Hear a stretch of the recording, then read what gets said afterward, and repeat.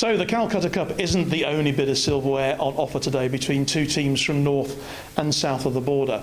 And you know what happens when two cup finalists and two cup winners get together? You have a Super Cup final.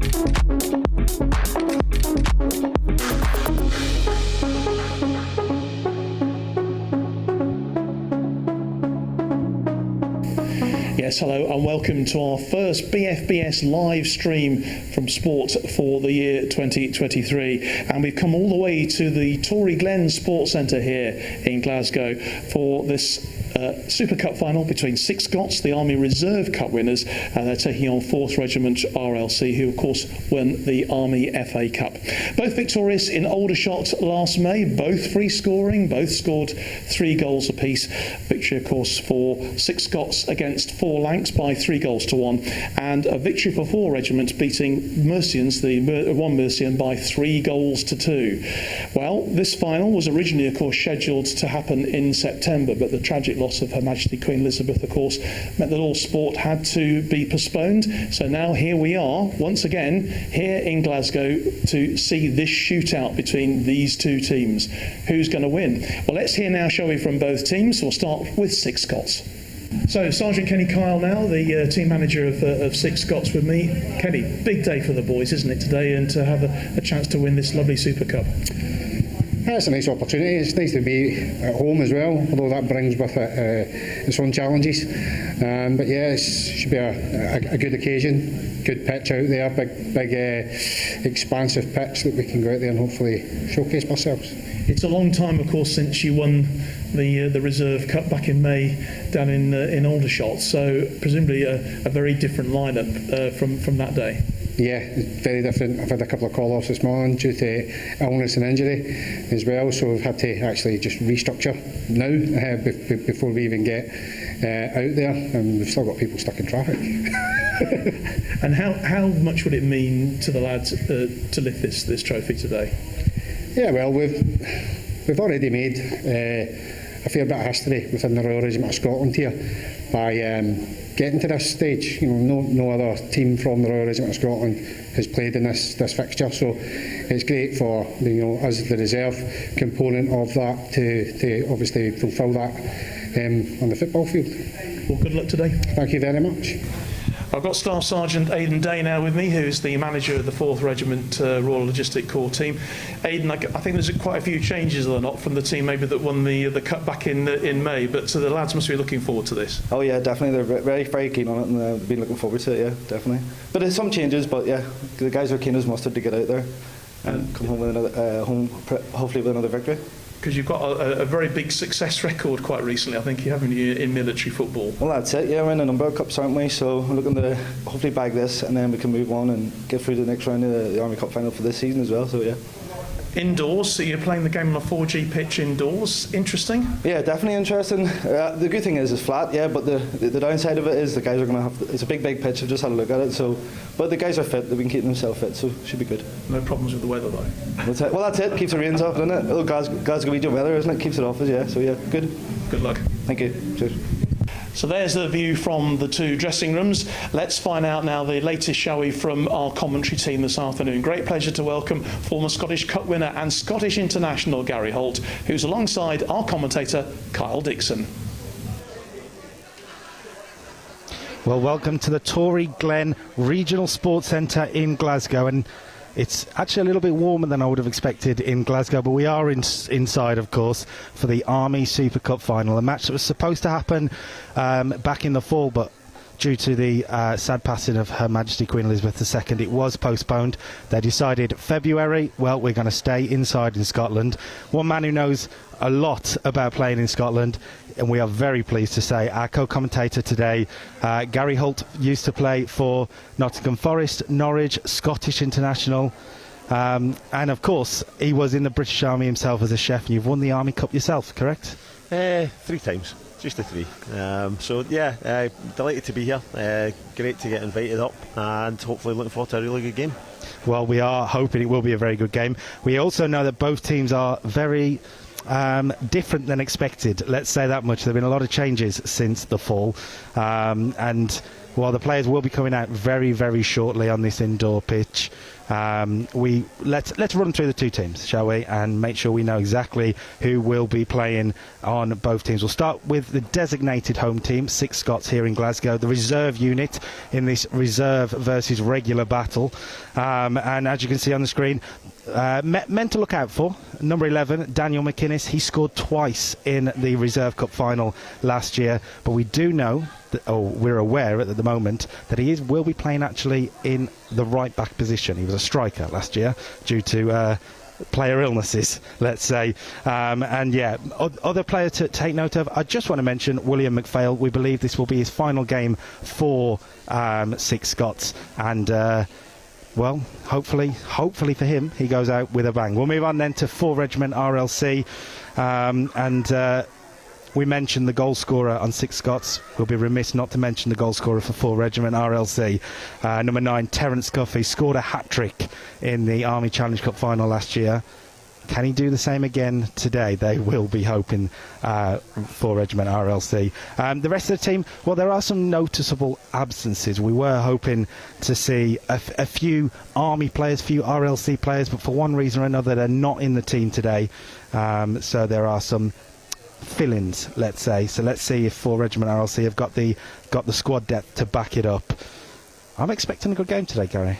Yeah, and it's interesting when you say about the changes, and obviously this game was meant to be played back in a good few months now, so it gives others an opportunity, it gives them a chance to come in, stake a claim for a jersey, and it's a cup final. Everybody wants to play, everyone wants to be part of it, so what an opportunity. You've got it. You probably maybe not thought of you were going to be playing because other people were ahead of you, but now you've got it, you've got the chance, you've got the jersey, so go out there and showcase. And like you said, last game for one of them so far that we know of, you're hoping for a bang from him, you're looking for a quality performance, and it is a cup final though, and can it be nervy? We hope not. We want goals, we want entertainment, we want something to stand here talking about, and rather than talking to me and you. Well, I will say, for anyone, just so we're all aware, as it's a cup final, if it does finish level after the 90 minutes, we won't be seeing extra time. We will go straight to penalties, which will just add to the nerves, I'm sure. We are live on YouTube and Facebook, so we will be looking to bring some of your comments live on the air as well. Any comments you have for Gary? Maybe there are some Forest or Norwich or Falkirk or anybody. Kilmarnock's the one. Kilmarnock's the one. There's the one if somebody wants to give me a mention or ask a question. And as you can see, the players are on their way out. We're going to see 4 Regiment RLC in the red and 6 Scots in the blue, just so everyone is aware. And we are going to have to move through this quite quickly. Usually we get VIP handshakes. That's not happening today because they only have the pitch booked for a certain amount of time before we're booted off and the next teams come on. So in your past Army Cup finals, you've been in this position, shaking the hands. What are the nerves? I'll be honest, I never really struggled with them. I know some players who did. I knew some players how they reacted. I just dealt with it in a way that it was a day to come to work and a day to enjoy, and you'll always have a little bit. Some, like I could say, I never had too much or any kind of noticing factors, but they were there. It's how you channel them.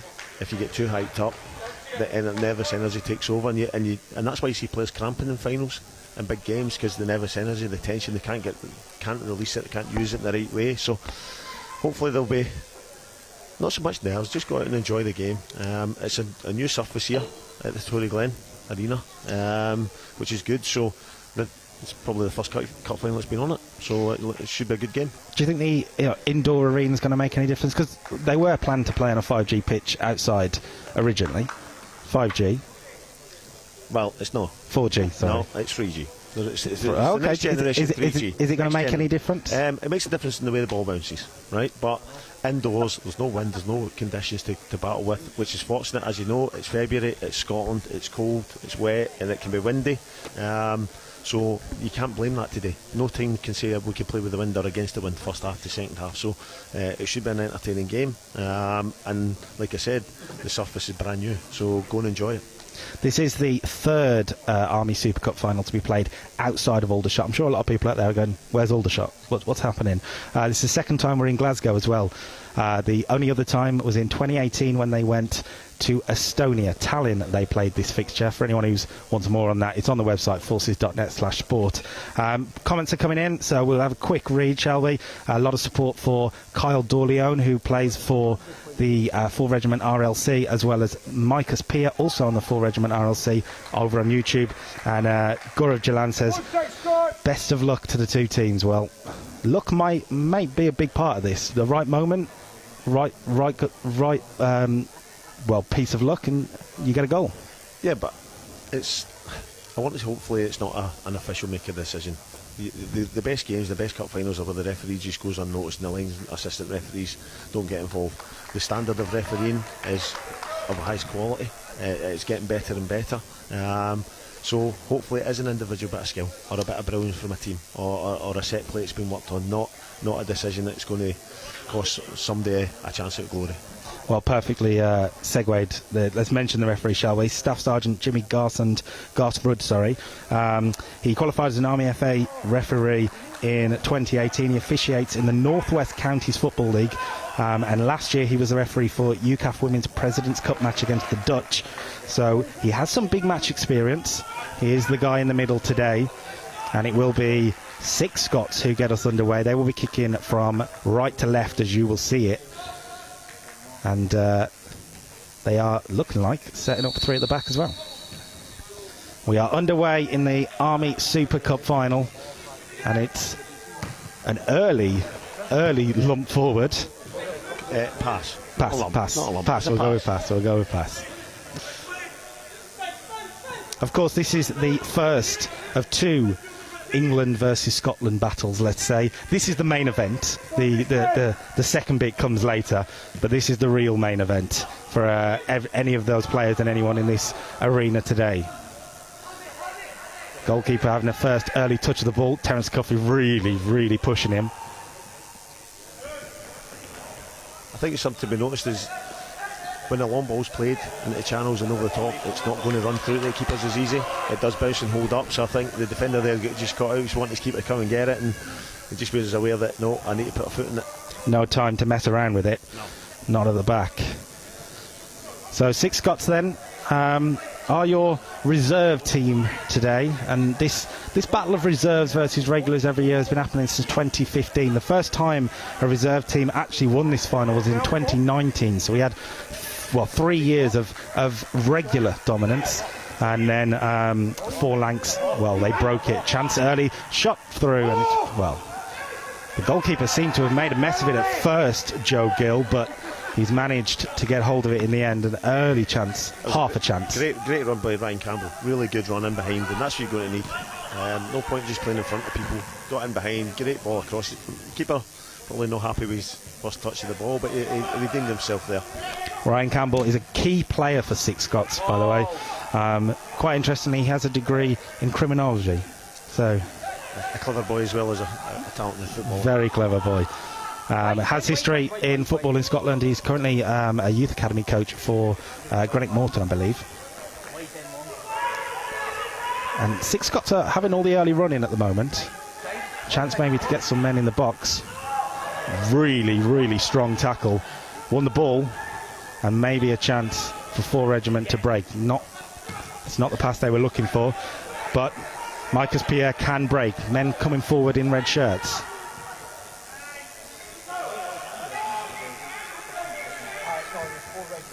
Lofted towards Terence Coffey. Well cut out, but maybe, just maybe, there's a chance. Pierre towards Coffey again. Coffey's seemingly the main man. Everything's trying to go to him. It's quite fascinating to see how he sets up. He looks as if he wants it in behind, but for somebody his size, I'm looking for him to get hold of the ball and build play, but he seems to just want to play on the shoulder. And I think, looking at him, I think, can you just hold the ball up for them? Can you be a focal point?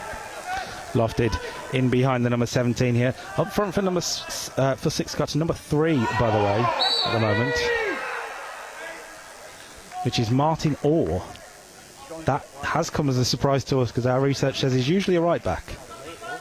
Yeah, maybe they're just throwing a spanner in the works there for the opposition as well, because they'll be thinking, right, why is he playing up here? But sometimes it can work for you. He's got the freedom to just go and play and run about. A wee bit maybe alien to him, the position, but as we know, goalkeepers can all think they can play out. Defenders think they can be the best strikers. Strikers know they can't be the best defenders. So it gives them the opportunity to go and try the game. Speaking from experience there. Yeah, I wasn't too bad as a goalkeeper. Wasn't great as a striker. I didn't score many goals, so as the record can testify to. Chance then maybe for 6 Scots to get something in the box. It's Craig Thompson over the free kick. Seems to be a man over at the back post potentially. Thompson isn't going there. It's a good ball through though, and it was number 13, Scott Riley, who swung a boot at it. It'd be disappointing they don't get connection there. I think the old dummy of the spare man over at the back post kind of done for Reg there, and they get caught out. Riley wins the ball back off Coffey though. And Darren Bogle given away in midfield. Really good sliding challenge though. And that's a free kick to for Regiment. Are you going to tell me off every time I say for Reg instead of for Regiment? It won't be me telling you off. But of course we are live on Facebook and YouTube, so feel free to pick me up on it. That's what you're saying. We mentioned Lance Corporal Martin Orr just now, by the way. I just shout out, we were told before kick-off, his wife had a baby last week. So if they are watching, we give them or wish them the very best.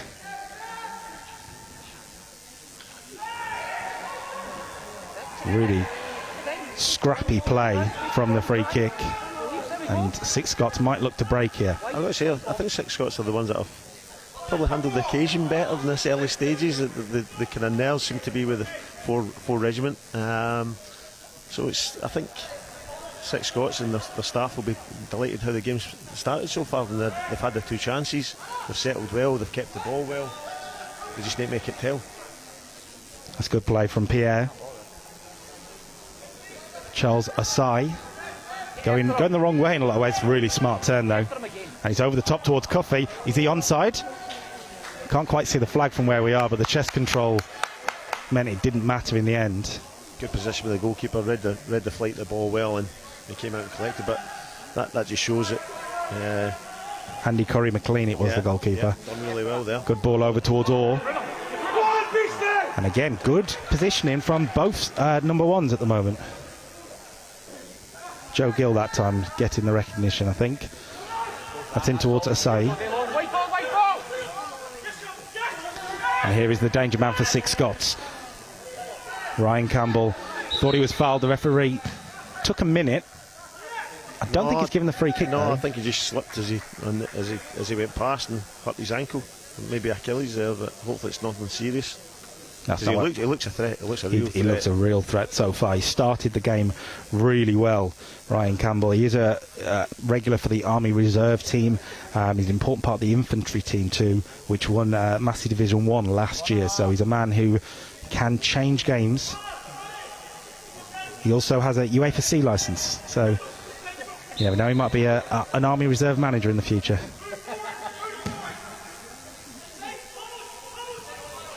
Bit of defending to do for 6 Scots, and they do quite well actually and come out with the ball towards that danger man again. Thompson looking towards Orr.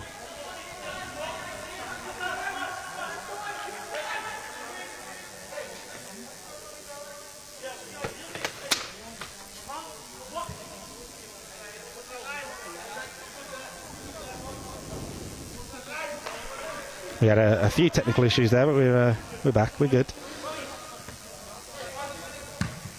That's looking towards the far side, towards number 18, which is Connor Dowie. There was a bit of support for Dowie in our chat, so...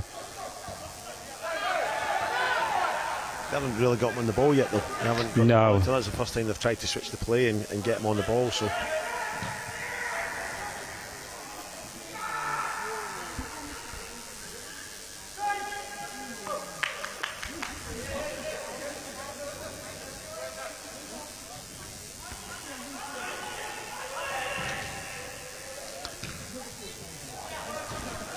There were quite a few changes for the Six Scots team just before kick-off. Alexander Stevenson, the man on the ball now, was one of them. Couldn't force his way through. Asai.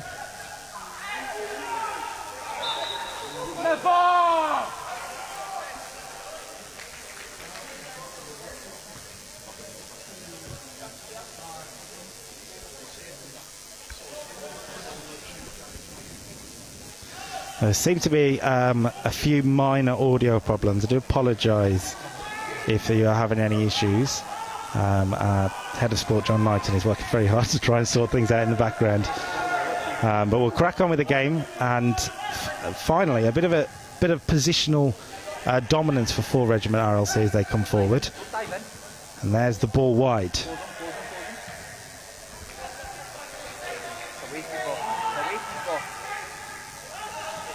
Asai should be under this. Thompson bought a free kick. Let's say bought a free kick. Didn't see any hands involved there, if I'm honest. No. Yeah, I read the script well there. And we're looking straight away for the number 7, Ryan Campbell.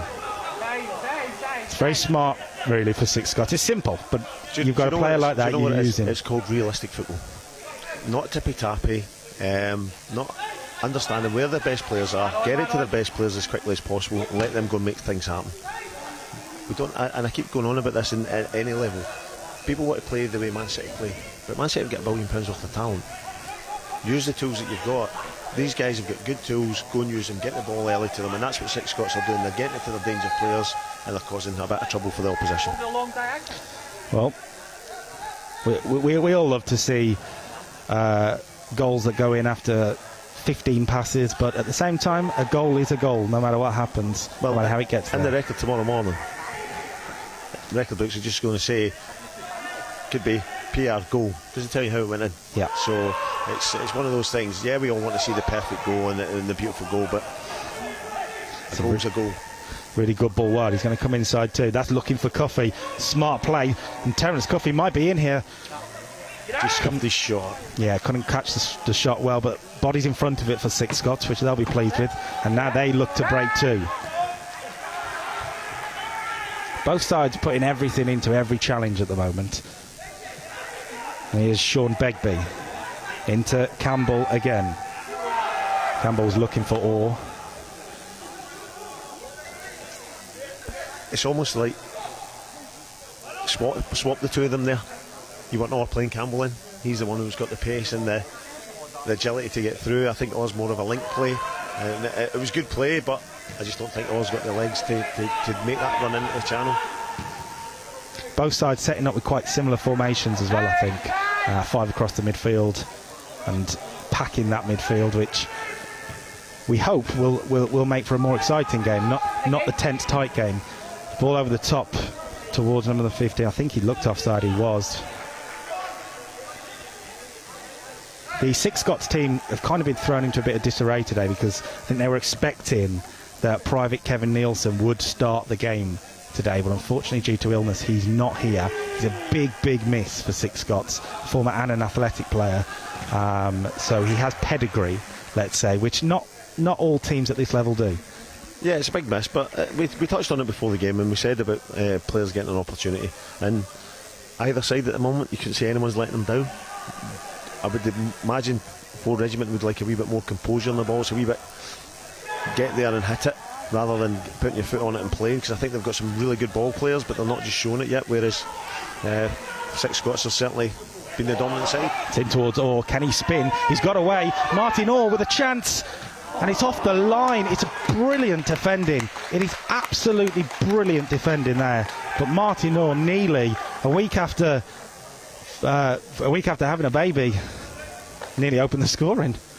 Yeah, I think James Holmes has got back tremendous there. I think he's done really well, got back, cleared it off the line. He showed good game awareness, didn't rush out to help the goalkeeper go to the attacker. He got back in the line, and what a clearance. Brilliant defending. Chance from the corner. Well, both the corner being taken and the defensive clearance, we'll say, wasn't quite what they were looking for there. But we'll go again. Restart. We'll go again. It's going to be Alexander Stevenson, by the way, taking the corner, if he can get the ball out of the net. Actually, the man we've been talking about, Ryan Campbell's gone over there. So you've had one corner, didn't go well, straight off them. Maybe Campbell can make the difference. I think Full Regiment have the height advantage, but it's well worked here. And a chance maybe for Craig Thompson if he'd have just got his first touch correct. It'll go back out to Campbell. And maybe third time lucky for the corner. Yeah, he's holding his hands up there. He knows that what a great opportunity. He shook everyone into the box. The ball back to him, his first touch. He just gets out his feet. He could either have a strike at goal and at pace, but it's a chance miss. But we've got another corner, so it's not all doom and gloom. Campbell out swinging right into the penalty area. The keeper got nowhere near it, but fortunately for him, his defender bailed him out with a very good header. And now a chance for Pierre to break, but just a bit of consistency or a bit of composure, not quite there, as you've said, for Full Regiment at the moment. No, it's a little bit of stop-start. There's some good play, and then it's a misplaced pass, and then it's a long ball. It's get cut out, but Full Regiment will be a wee bit frustrated with that. I think they've got some ball players in there, even like Pierre there. He tried to run with it, it balled off him, and he showed his frustration, had a wee kick at the turf, and you just need to relax and buy yourself into the game, and simple passes gets you going, rather than trying some World Cup pass. Yeah. Well, maybe a side can unlock something here. It's towards Pierre. Pierre's got a bit of pace about him on the right wing. Turning towards Coffey. Really strong header from Craig Thompson, but it will, I believe, can't quite see the corner, but I believe it will go for a corner kick. Yes, it is a corner. First one of the game for Full Regiment. We do have a few fans packed into the Tory Glen Regional Sports Centre here. The corner, well, less said about that one, the better. I don't think we can comment on that one, to be honest. No, but we do have a few fans packed in, which is very good. Very good that they've come out to support Army football here in Glasgow. It's not something you see very often, Army football outside of Aldershot, as we said. There's only the second Super Cup final in Glasgow. As a Scot yourself, I'm sure you're very, very proud to see Army playing, the Army FA playing a big game up here. Yeah, 100%. And it was when I got contacted to see if I would be interested, it was something. Yeah, straight away.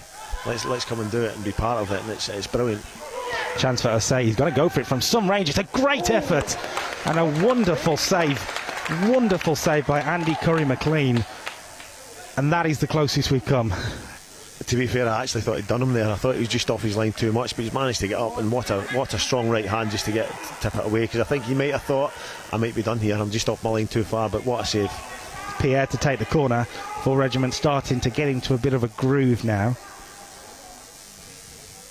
Towards the near post, the keeper's come. He's got, we'll say, a strong hand on it. Back towards Pierre, who's whipped it with the left foot. Never likely to hit the top corner, but two decent chances for Regiment from distance, but two decent chances. No, the first one was exceptional. Got out his feet, and I'm not going to say he had a look and identified the goalkeeper was off his line, but he's hit a great strike. A bit like you say, Curry McLean was up to it, got a good hand to it, but second one's one of those Pierre ones where he's cut in and he's met it with power, and it's a cross come shot type scenario, but probably 1 out of 10 goes in. So 6 Scots have had their warnings, but so have Full Regiment RLC. Chances for both teams, and that's a lovely pass through, all making a good run. It's well cut out though by Kyle Dorleon.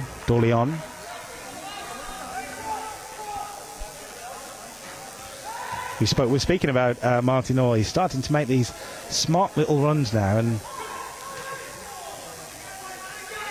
thought there might have been an opportunity there. It's headed towards him, should be goalkeeper's ball, and it is. I think it's something that the 6 Scots have done better they've identified that the ball will hold up on the surface, so you can put it long, you can put it in behind them. You've got willing runners, like you said, Oz doing it, Campbell on the right's getting in as well. So it's don't be ashamed to do it. I keep talking about it all the time. I see Man City kicking the ball long. There's nothing wrong with it, as long as you've got runners, willing runners to go beyond. And 6 Scots are certainly doing that. Well, we're approaching 18 minutes into this first half. No goals, a couple of good chances, and that had to be cut out there from the 4 Regiment centre-back. Chance maybe for number 6, Darren Bogle. Plays a 1-2, and Bogle's back onto it. Really good play with a left foot shot that just, well, it didn't match the really good play. He's unfortunate there because he's great feet to get in. I think he could have chopped back on it. He's right, because the defender had thrown himself across, and you're thinking, take it back onto your good foot. But he's unfortunate because it's great play. He's got in the position and just kind of fluffed his lines. Good win from the long goalkeeper's kick, and chance then for Bogle again. Been pushed to the floor. 4 Regiment aren't pleased with it. If I was playing, I would be disappointed. To be honest, I would be disappointed, and probably have a wee word with the referee, but we might get me into trouble. But no, it's good play. They're picking up second balls in good areas. They're in behind the 2 midfielders for 4 Regiment, and they're finding good pockets. They just need to make one of these chances count, because I would say they've been the dominant team so far. Chance then from the free kick. This is well into shooting area. Craig Thompson standing over it, fancies himself as a bit of a headline maker, I think, here. This is prime position. Pressure on number 15 for 6 Scots, Craig Thompson, but they've worked it really well. They've fooled us all, to be honest, and the ball in wasn't what they were looking for. Chance again though, and a big shout for handball. The referee waved it away straight away. He was next to it, the referee, so he decided it wasn't worth giving. We have 2 4 Regiment players down. I think they collided with each other. I think that's what's happened. I think one went to clear it, and there's the other one went to have a kick at it as well. I think they actually kicked each other there, whereas I think 4 Regiment are actually wanting a free kick, but I actually do believe they kicked each other. In that situation with the free kick, because it was in a real chance to have a pot at goal, and they've taken it short, and it's a well-worked training ground move. But when that final ball from the cross isn't good enough, how disappointing will that be for the bench? You're probably disappointed as one of the players on the park as well, because you're hoping for a free kick, a direct free kick. You've got your specialist on it, but also you've got the playbook of what we've worked in training. So you've got to get the end product bit right. It's all great doing the little build up to it, but as you said, the end product then was the cross coming in, and that was a bit fell short. So you're then saying, next time on, just shoot. But it's pleasing to see that they're willing to try the free kicks that they've worked on. They're not just going to step up and smash it as hard as they can, because as we've seen, 99 times out of 100 they go over the bar. So no, fair play to them, because players get a wee bit embarrassed when they do things that don't work, and that's why they do just shoot. Chance for Pierre. It's a strong tackle, but he's come away with it, and now the goal scorer Terence Cuffey misplaces his pass, and all the work that Pierre did has just gone up in smoke. 6 Scots might be able to come forward themselves now. Both teams are really trying to thread the needle at the moment. It's towards Orr. Can he battle through and win a corner? No. Goal kick. I think Terence big Terence up top. I think he needs to be a wee bit more decisive in his play. I think he's caught between, do I take it myself, do I pick a pass? I think just go and trust yourself. You've got good ability. You scored a hat-trick in the cup final. So go believe in that ability. Go and show what you're good at. I think he's just forcing it at times rather than just letting his natural game play. That's a late tackle on Cuffey himself there, I think. He's just not quite in the game at the moment. Yeah, but the thing is when you're not in the game, and that's what I said, see the simple things done really well, you suddenly get the confidence grown into you. It's when you try to compound it by playing a World Cup pass or try to hit too many men. Just get simply into the game, build your confidence, simple 5-10 yard passes, holding it up, and then suddenly you'll get the flow of the game. I just think 4 Regiment too many players are trying too many clever stuff. Well, Asai tries something clever there, but actually it will be Begbie who can come away with it, looking for Orr. Once again, the final pass cut short, and the defender can come away with the ball.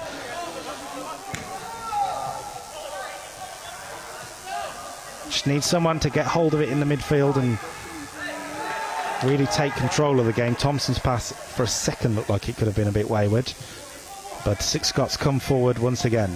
Lovely ball for Ryan Campbell, and Orr is pulling away into the penalty area. Campbell's inside onto his right foot. He's got to go for goal. Always started wide of the post, but in that situation, who can blame him? It was great build-up. It started from their own almost goal line.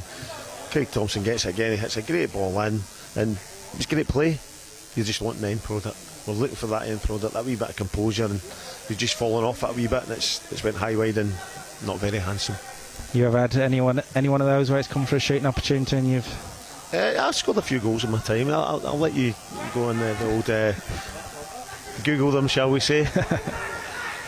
Begbie turns away. Here's Stevenson. Looking inside for Stuart Pollock. First time he's really got involved in the game himself. The cross in has to be defended. And Assay and Likwemba should sort it between them. I actually like the look of the boy Pollock. I think he's gone unnoticed, but does a good job. He just breaks up play, gives it to the people in front of him and says, go on then, make things happen. And he sweeps up really well. And the sign of a good player is when you go unnoticed but doing your job. There will be some out there watching, looking at some of these kit numbers, because some people are a stickler for it. Looking at number 3 up front for Six Scots. That's a good ball through. Cut me off, we'll go. And 2 men putting the pressure on the Six Scot defender. Pace on the right-hand side, by the way, for Regiment RLC could be important. Micah's Pierre he's got something about him. That's a good ball through to Begbie. Wonderful sliding challenge twice from Kyle Dorleon. And I say now should be able to get through. The wrong pass in a lot of ways there. As I was talking about, it's trying to be too clever. The simple pass was out wide to the right side, and you're away out in the game. There's no one there. We're trying to be too clever. We're trying to pick passes that we see on TV. Whereas the Six Scots are playing simple football, realistic. See a pass, give a pass. Bit of a high foot there, but referee's going to let it go and or chase this right to the final, the final breath he's got there.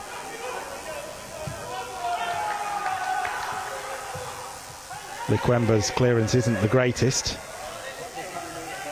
but for Regiment RLC we'll get a really strong sliding tackle again. Passionate from everyone on that pitch at the moment. And now Campbell, who's looking for Orr. There was just a second where it looked like Orr had got away from his defender, but the pass didn't quite come. No, and I think Ford Regiment have suddenly realised that Campbell's all right footed, so we'll show him on his left, and he's a wee bit reluctant to go down on his left. But good ball in, very good ball in, and a fantastic save from Joe Gill. And I think it was Begbie with the header, and that's 2 top-class saves we've seen in this game, one for both teams now. Yeah, it's another great ball for Thompson though. It really was a great ball. We had the free kick earlier where he put it in the area where probably four Regiment thought he was going long with it, and he's just delivered a great ball there again. And to be fair, Begbie's done everything you can ask. He's got a header on target, and the keeper's produced a great save, and a great play all round. Campbell taking the free kick short once again. Ball in towards the back post, headed away. Can Six Scots keep the pressure on? That should be quite comfortable actually for Samuel Looney, and he does enough, let's say. Samuel Looney is a man we've been warned about from some people in the regiment team. He likes a booking, we've been told. I wondered where you were going with that there. likes to live up to his namesake from what we've been told. Oh, so you basically call him a hatchet man, is that what you're saying? Not me, the full Regiment RLC, some of the staff, let's say. All right. So he's got a name. He's got a name. So far, I mean, there's been some hurtling challenges, but no booking. It's been a good spirit, though. It's been a very good spirit. And there's no quarter after given, but there's no nastiness. There's not been a late tackle as yet, and hopefully that continue. Thompson once again on the ball.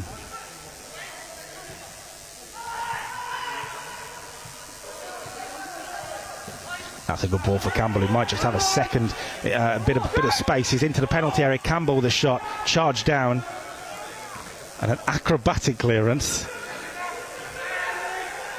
Chance to get it back into the area. The man over the back post, but the goalkeeper should get over that. Begbie had just found himself into a tiny bit of space. Here's Looney. Can Full Regiment start to build something here? They're under a lot of pressure at the moment. I say to Likwemba. And that's looking wide for Connor Dowie. Coffey looking to use his strength, but was, well, dominated there, for lack of a better word. Campbell. SCOTS starting to get in the groove here. Pollock's made a very good run. Pass, couldn't find him. Just starting to find a little bit of space, and Full Regiment RLC are under some pressure, but maybe against the tide they can do something here. That is Oneni Poku, sorry, who we've been told to just call OP because that is all that they will call him. He's got great composure, and he looks very gifted on the ball, but we need to get him in the right areas. They need to get him up the park and in behind to open doors, because he can see a pass, he can look after it.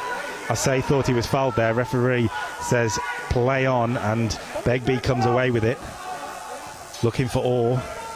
I would say that's more than a foul for me. I think that was one of the more blatant ones, but maybe it's an old school referee back to when I was playing, and you have to actually have a challenge to be a foul, so rather than throw your arms up and expect it. So you get on with it. The referee's made the decision, and I don't think Full Regiment were too happy with it, but you got to get on with the game, and SCOTS never made the most of it. A few comments on YouTube. Someone watching from New Zealand, welcome. And we also have someone say, can someone just explain what this is? Well, this is the Army Super Cup final. This is the Reserve Cup winners versus the Army Challenge Cup winners. So we have the reserve team in SCOTS taking on Full Regiment RLC, the Army Challenge Cup winners. And we are half an hour in, and at this point a lot was said before the game that Full Regiment RLC might have been the favourites for this. They felt they were the favourites for this. Half an hour in, they've not been the better team. Is there a bit of an attitude change needed? I think you touched on it before the game about the disruption to the team. Players who should be here aren't here for one reason or another. Has that affected them? Probably. But you can't take that into the game then. And maybe do they think they should be the favourites? Do they think they should be winning the game? Because certainly for me, SCOTS have been dominating the game. Yes, they've had a chance, Full Regiment, but SCOTS have had 2 or 3 great chances and opportunities and should be ahead in the game. The disappointing thing for them and their staff is it's still level game. Still level game, still anyone's to play for. And Coffey needs to start getting control of it, but he's giving it right to Ryan Campbell, and a chance here maybe for Stevenson. Sorry, it was Orr with a shot, and it's a very good save, and that all came from Terence Coffey. It's the best through ball he's made, but it was for the opposition, and that's what I'm talking about. He's not in the game enough, and he's trying to hit diagonal passes. Simple 5-10 passes, 5-10 yard passes. Just build your confidence, get in the game. You don't need to try the superstar pass. You've got players behind you can do that. Lo and behold, great play again, and the keeper's made another good save. And as I keep saying, I don't want to sound like a broken record. If they don't take one of these chances, they're going to regret it. Yeah, and they'll build into the game, Full Regiment, and they'll get chances. Campbell's corner. It's a great chance for the number 11. It was Danny McGuinness who scored 2 in the Reserve Cup final last year, and he, quite frankly, should have added his name to the score sheet here. Free header. He'll not get a better chance all game. Free header, 6 yards out. Probably saw his name in lights and shut his eyes. That's the problem. Well, we did mention him before the kick-off. He did play as striker in the Reserve Cup final. He's in the back line today, so a man who can do everything, it seems. Can Pollock come away with it here? He doesn't. Coffey holding it up really nicely, actually, and I say looking for the pace of Pierre, who has got away, and it's a penalty to Full Regiment RLC, and that has, well, let's say it's against the tide, but something out of nowhere, and Full Regiment RLC have a big chance to take the lead in the cup final. I think it was a penalty. I really do. I think he's unlucky initially, and the defender's got goal side of him, but then the bounce of the ball, and he's hesitated, and Pierre's nicked in. He's quick. He is really quick, and he's nipped it past him, and he has bundled him down. Not malicious, just mistimed. And is this the chance we were talking about that could come back to haunt them? Well, it's going to be Terence Coffey. A goal will help his confidence today if it's after this first half performance a little low. It's Coffey from 12 yards. Pressure's on him. Terence Coffey. And he's missed the penalty. He's hit the post.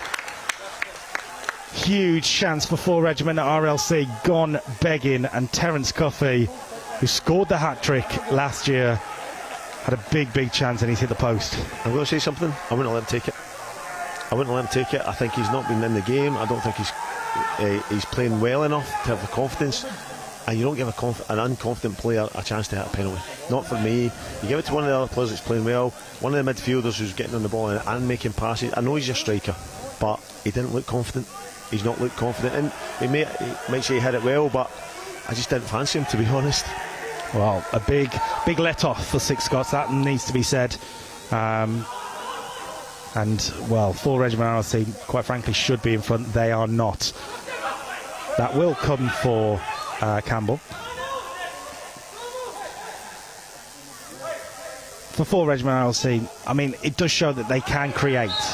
They can create something from nothing. So they will take confidence. Do you know what it was? It was actually, as we've been talking about, putting a ball in behind, using your tools of what's your threats. Pierre's pace is frightening. It really is. He's probably the quickest man in the park. So why not use it? Use it until he's tired and sick and fed up with the ball. He gets in behind.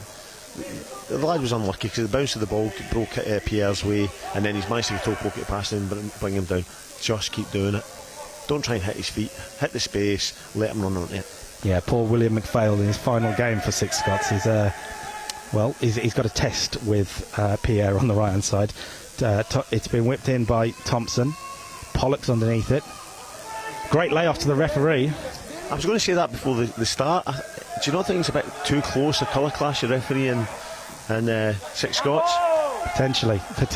But I'm older and it might just be my eyesight. I know that's what you're thinking, and that's why the wee smile on your face there. I thought I'd get that in. It's a good ball towards Likwemba, but he couldn't make... sorry, not Likwemba. It is OP we'll go with, and he's been pushed down to the floor. Referee says play on, and Six Scots can come forward. Campbell got there first and has got it back too. He is the danger man for Six Scots. He likes it on the right hand side. He comes inside onto his right foot. Big chance for Ryan Campbell, and he's put it wide again. And I don't know how many of these chances Six Scots are going to have before they take one. Great play, Gren, but I've got to question the defending. He's all right footed. Why are we letting him inside? Why are we showing him inside? Why are we opening the goal? And the young boy, to be fair to him, he's done really good, but he's probably snatched it to finish twice, trying to hit it too hard. You just need to bend it in the corner. The keeper's there, use the defender as a shield and just bend it past him, but they keep getting in, they keep causing havoc. They'll just be disappointed that this not a time into a game and it's still 0-0, and they could be behind with the penalty. Jason Dowie's made a comment on Facebook, shouting out to his son Connor Dowie, playing on the left wing for 4 Regiment RLC, wishing him well. So his dad's watching, and he's a good ball over the top towards him here. Connor Dowie, a similar player to Campbell in a lot of ways, wants it inside on his right foot. And 4 Regiment RLC, while they did miss the penalty, maybe it's just given them a little bit of a boost to know that they can find a way through this Six Scots defence and create some chances. That's a good ball towards Osei. OP into the right back here, who thought about it. He thought about it just for a moment. Campbell got back at him, but Looney, well, he thought he was fouled too, and referee eventually does give it. I think he tried to play on there, the referee, but Pierre didn't want anything. It's one of those, the referee has played the advantage, but sometimes you're 28 yards to go, like, let's have a shot, let's have a free kick. Well, I'm just hoping the penalty doesn't hinder Coffey too much. We know the talent that Coffey's got. We've seen it in Army football time and time again. We saw Six Scots earlier have a free kick from a similar sort of position, and they chose to go short. They chose to do a routine. We'll see what 4 Regiment have got here. I think it's Likwemba over it.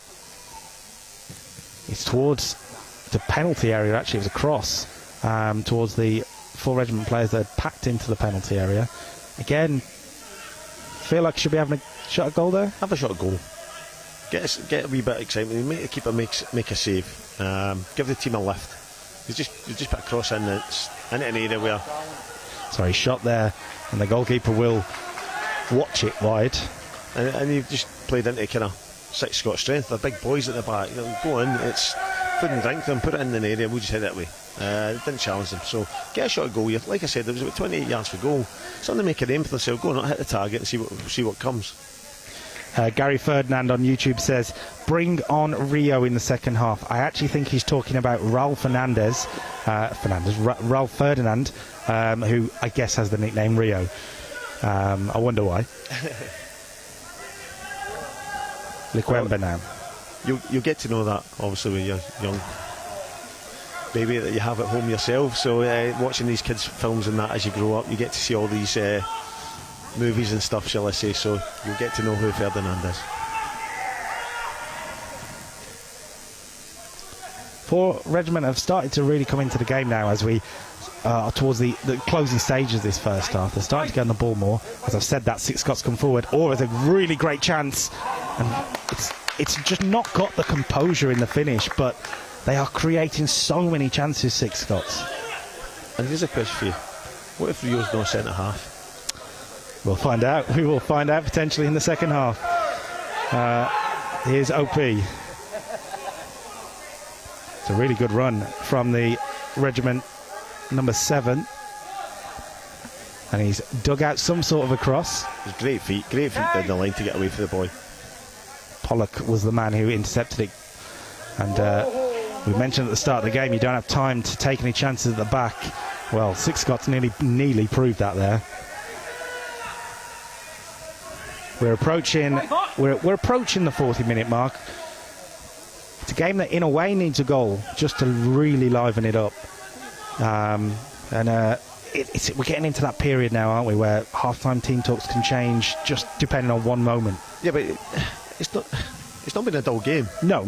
It's entertaining. If you'd said to me, what 40 minutes in or something like that, I think it's kind of end to end. There's been chances of mistakes, there's the penalty. Here's Pierre. YouTube comment says, give Marcus Pierre the ball more, and he is a man who is starting to cause problems for 6 Scots. But now the men in blue might be able to break. Campbell's got a little bit of a space if he can find it. He got ahead of his marker. Campbell gets onto it too. He's got all with him. Campbell away from one. Ryan Campbell looking for options, really. He's found all. Can people get into the penalty area? Can Ordigado cross, but he's got a corner. There were men in the penalty area in the end. Do you know what's impressive about 6 Scots is they've got a game plan of we'll sit in, we'll defend our area, we won't give Pierre the space in behind, and we've got the tools to go and hit them in the counter. And they keep hitting them in the counter, It's just interesting if they get an opportunity to score that goal that we need to see. Ryan Lewis says on YouTube, gutted I couldn't be there. All the best out there, hashtag up the 4. So a 4 Regiment member that couldn't be here today. There are a few of them. Corner once again taken short. Chance now to whip it into the penalty area. There's a lot of men underneath it, and he's bounced around, and somehow it was the number 11, Danny McInnes again, who swung a boot at it and couldn't connect. And if he does, it's 1-0 to 6 Scots.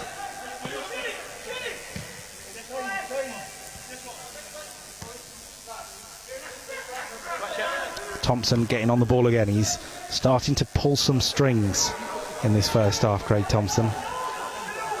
And 4 Regiment have the dominance on the pitch. It's a shot towards Pillock.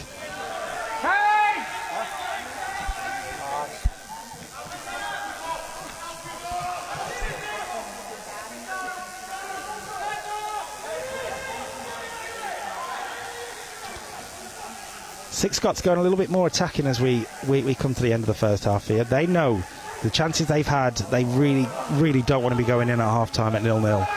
But they do leave themselves open at the back at times. One of the things I'll say is, as a neutral looking at this game. Sorry, I say looking towards Coffey. It'll fall back to OP. And the shot.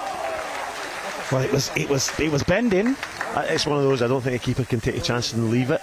I think he has to make the save, and it was a good save. But as a neutral, from my perspective, I don't have a foot in either camp, although I'm Scottish. So I do have an allegiance a little bit. But as a neutral watching game, it's really exciting, it's really entertaining. But if I was a manager at either side, I'd be raging at the amount of chances. Corner in for 4 Regiment, headed away by Scott Riley it was, and he's back underneath it again. Scott Riley, I think he's got the captain's armband. He's showing exactly the leadership Six Scots want to see, and he's firing himself forward as well. It's Campbell on the ball, and he has found Riley. A chance for the captain.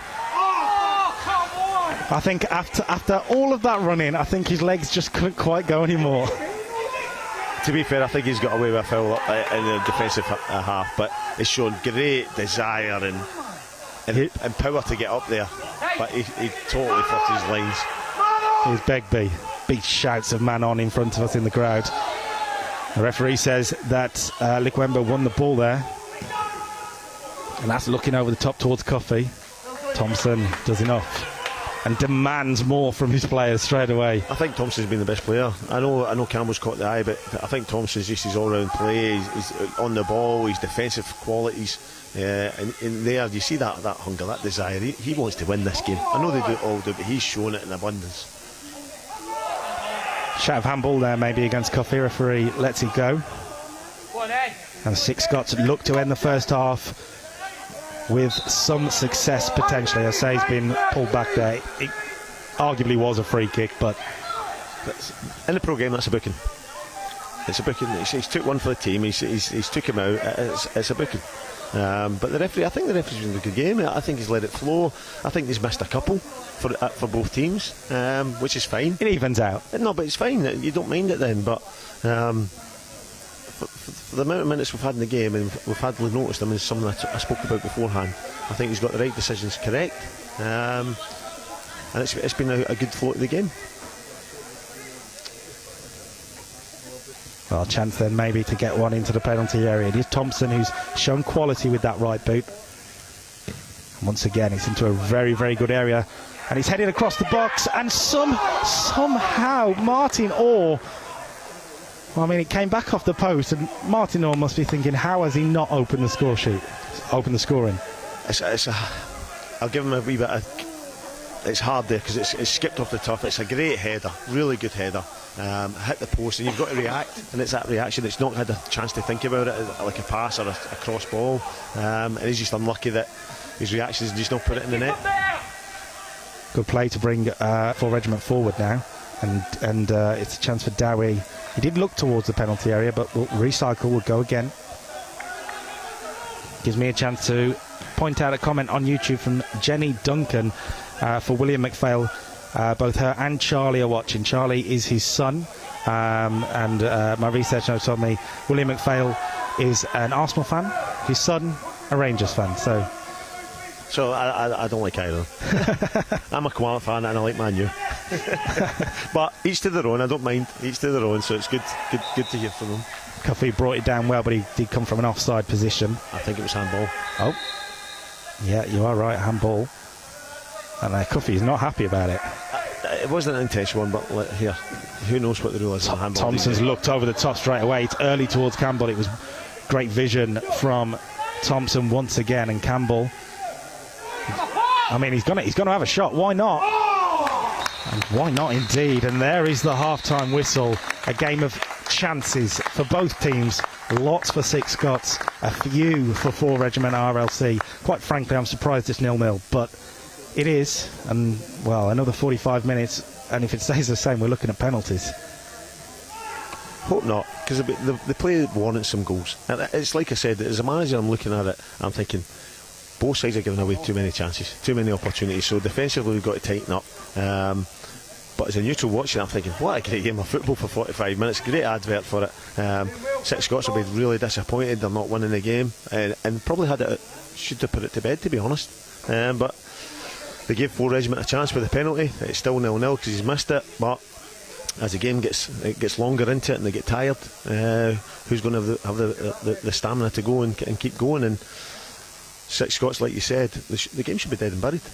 Well, we are told that half-time may not be the full 15 minutes, so don't quite go anywhere. We've got some content to show you from the Forces Sport world, and we will be back with the second half. Hopefully some goals, some tension, some moments in the Army Super Cup final.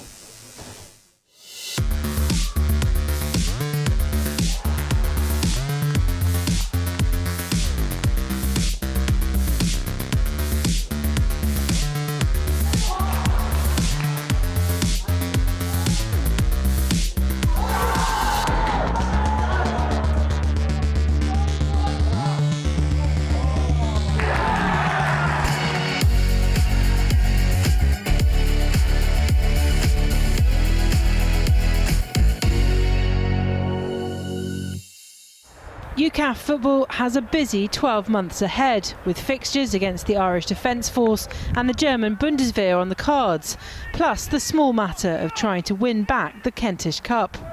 So starting the year strongly was the aim, a decisive 5-1 win the result. After 2 days of training and team building, it didn't take long for the military side to make an impact.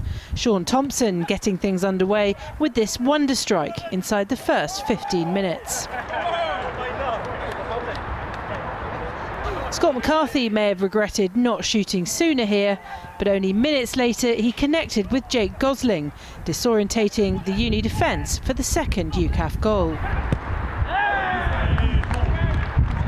McCarthy again came up with the third, a great feed-in from Sean Powell, and perhaps a little bit of luck on the line. And just when you thought he'd gone a bit quiet, Thompson popped up with wonder strike number 2. So quick and so far out, the camera struggled to keep up. A dominant first half then meant a commanding 4-0 scoreline in UCAF's favour at the break.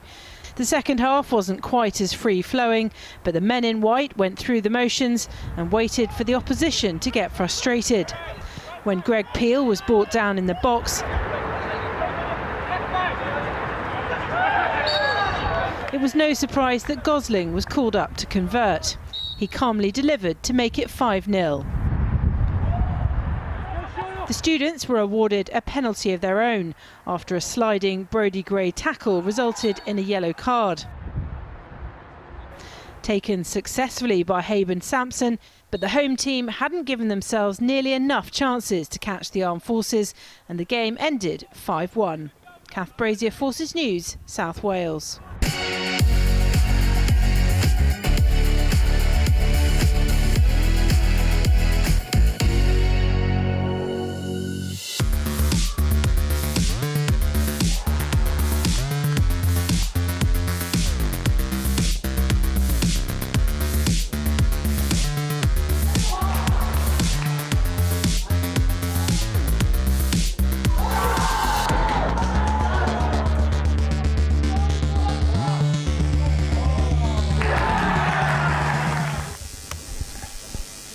Well, welcome back to the Tory Glen Regional Centre, Sports Centre in Glasgow. You saw clips there of the UCAF getting a big win in the week, and of course our live football on Wednesday. We are going to be bringing you all 3 games of the Under-23 Football Inter-Services Football Championship, starting with the RAF hosting the Navy. We are very, very excited for that one. It is 3 weeks of Under-23s football back to back. And we have seen a pretty good game so far in the first half. Chances for both teams, but the big chance, of course, came to 4 Regiment RLC as they missed the penalty from Terence Cuffey. And we're not entirely sure exactly how long half-time is going to be here. So we are waiting for the players to give us some sort of indication. But if you're Six Scots, you've got to be thinking of chances. Chance really though to go through some of the comments on Facebook and YouTube. One on Facebook here says, "Come on, Six Scots, you've dominated that half. Come on to Martin Orr, Lance Corporal Martin Orr. Find your shooting boots, sir. Number 3. He's had a few good chances." And over on YouTube it says well, we mentioned Jenny Duncan's comment, but there are lots of support for 4 Regiment over on YouTube, lots of support for Six Scots on Facebook. So both teams will be hoping that they can sort of back up that support. It is a big month of Forces sport. We have got lots of live sport coming your way. This is just the start of it, and we're hoping we're going to get some goals. In my ear, I've been told that a very good thing to mention right now would be the fact that there is a Forces Sport survey currently going on. You can find it on our Facebook page, you can find it on our website, and basically we want to know from you, what sort of sport content do you use? What sport content do you want to see us do on BFBS? So please do go and fill out the questionnaire. It will have a big impact on what we will be doing going forward to bring you the best of military sport. Speaking, we do have a I think there's an intruder on the pitch. She's safely gone now. We do have Gary Holt joining us again. We're just talking about how we can bring the best of Forces Sport in terms of coverage. And you were saying to me earlier that when you were in the Army and you were in the Army Cup finals, and none of this live streaming. No, but I don't think we even had internet or Wi-Fi back then, so I am of that age. It's a wee bit. It's brilliant to see. Can you do more of it? I was based in Germany for the majority of my Army career. BFBS radio was a channel that we listened to every single day. So to have this, what an opportunity to get it out to everybody. And I think it is something that it should be done more. I think we've got the scope to do it. I think you've got enough. There's enough sports to do, and we all turn our hands to it and enjoy it, because you want to broadcast it, you want to showcase this. What a game of football this is. People say, oh, the quality isn't as great, the techniques isn't brilliant, but what a game of football.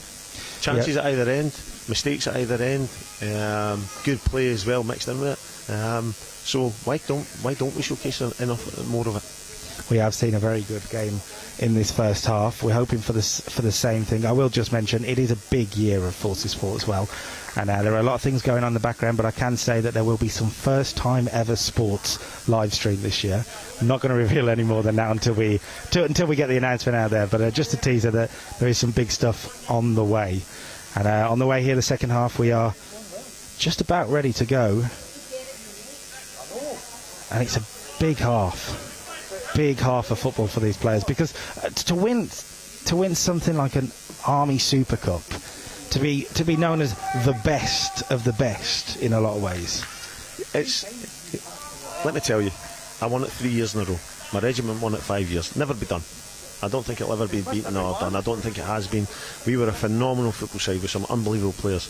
But see that walking into a changing room, walking into an opposition's barracks to play football, looking 10 foot tall because you know you're unbeatable and you're the champions. You won the game sometimes the first 10 minutes. It's all about pride, and it is for Regiment RLC who get us underway in the second half. And for them, that they need a swift improvement, but they're still in the game. They're still at 0-0. They're not behind, and they arguably had the best chance of the lot with the penalty. So will we see them push on from there? They've got to be better.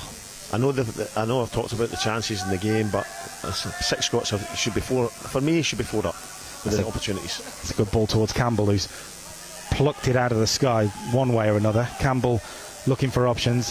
He does have Pollock in the midfield. I saw that coming. And 4 Regiment RLC saw that pass coming as well. And Cuffy now can maybe build something. Just finally at the stretch, it's cut out there by Riley, the captain. Actually, I think it was the left back himself, actually. You say you like the look of Pollock, number 8 on the ball here. He's just quietly going about his game, like you said, but when he's on the ball, usually we see the quality. Yeah, he's a simple footballer. He doesn't complicate it. It's 5 and 10 yard passes. Try to overcomplicate it there, but it was trying a through pass, which you don't mind. It's the hardest part of the game is scoring a goal, so you don't mind it being risked. Good ball over the top. Great run from Campbell. He's just a simple footballer. He does his job and lets the players go and try and create it. I want to shout out Kyle Dorlian, by the way, who's a bit of a rock at the bat for RLC. Yes, 6 Scots have had chances, but once again, a very good interception of the ball over the top towards Campbell. He's been really good. He's snuffed out a fair amount of chances. He's put his head in the way when he's had to. He's put his body in the line to block shots as well. He's standing out. He's probably wanting a wee bit of help from the rest, though, because they are getting in too easy down the other side. As I say, there's a ball to the right, and Looney's going to get after it. It's cut out by William McPhail. And Thompson should be able to... I mean, he's got a left foot too, Thompson. Didn't quite come where he wanted to, but showing the quality that's needed at this level to really break through. And now the pace. It's a dive. You can say that with your experience. We're good. Darren Bogle now trying to get 6 Scots going. over the top towards Campbell. He's been caught under the ball there, the RLC 4th Regiment defender, but, well, Sean Begbie, not the control he was looking for. No, but it's great play, the ball in behind, a great run, and he's just unfortunate bounced off him. Yeah, I'm going to see a substitution for SCOTS. So quite early on in the second half, it's decided it's not what's needed, and it's the captain, Scott Riley, who's coming off. He's passed over the armband to Craig Thompson. So a change at centre-back for SCOTS. Don't know if there's an injury, No, I'm not sure. Look like an injury, just... We're going to see Danny McInnes move over from right-back into the centre-back position. And... replacement, who we're just waiting to see the number 9, Stephen Bell comes on at right back. So the kit crimes people, the kit numbers people will not be happy once again, and a right back at number 9. But SCOTS can bring it forward. Thompson once again from the back, and it's in towards Begbie. Campbell now. Campbell left-footed across the box. Well watched by Joe Gill, who's made 1 or 2 really good saves. Yeah, I'd be happy with his performance. He's probably a wee bit frustrated with his defenders and his teammates in front of him, but he's certainly done his job really well. He's produced some really good saves. But it's the same as the first half. SCOTS have come out in the front foot, they're creating chances, and they're getting in behind. But it's 4 Regiment RLC who've made, SCOTS who have made the first switch, the first change. We are going to try and find out more later on post-match to see if it was any sort of injury, but we will find out for you. But a new look back line, and all ball players it seems like, so we're not sure if they're usually in the defensive back line, but Thompson once again now got the captain's armband, and arguably he has been the leader on the pitch, so it's no surprise he wanted a free kick there. I'm not quite sure there was much contact. There wasn't much contact there either, but the intent from Massey means it is a free kick to SCOTS. Yeah, I think Thompson's actually, as he's played it, he does get stuck in the turf, I think, rather than a challenge. I don't think there was a challenge there. I think as he's kicked through, his foot gave way, which can happen on the Astro. Your studs don't move as freely as you say. They can get stuck, but I'm not sure it was a foul that he was looking. I think the second one was a foul. I think it was a foul, and it's another good opportunity for SCOTS to hopefully get someone on target. It just depends whether Thompson's fit enough to take it. Well, Sergeant Kenny Kyle will be looking at this going, I've just bought a centre-back off. Please don't have the other one go down injured. But Thompson is back on his feet. He's walking over towards the free kick. I think he fancies it himself again. Maybe there's a wee bit of Lazarus about him. He's get up and he's wanting to have a shot, and then we can all say, right, there was nothing in me when we're done. Well, he will take the headlines if he hits the top corner from here, that's for sure. SCOTS are getting a few men into the box, including number 6 Darren Bogle. He has gone for goal. It's low, and it was one of those where he's fired it in, just hoping someone actually gets on the end of it. It was all closest to it again. But 4 Regiment RLC get the goal kick.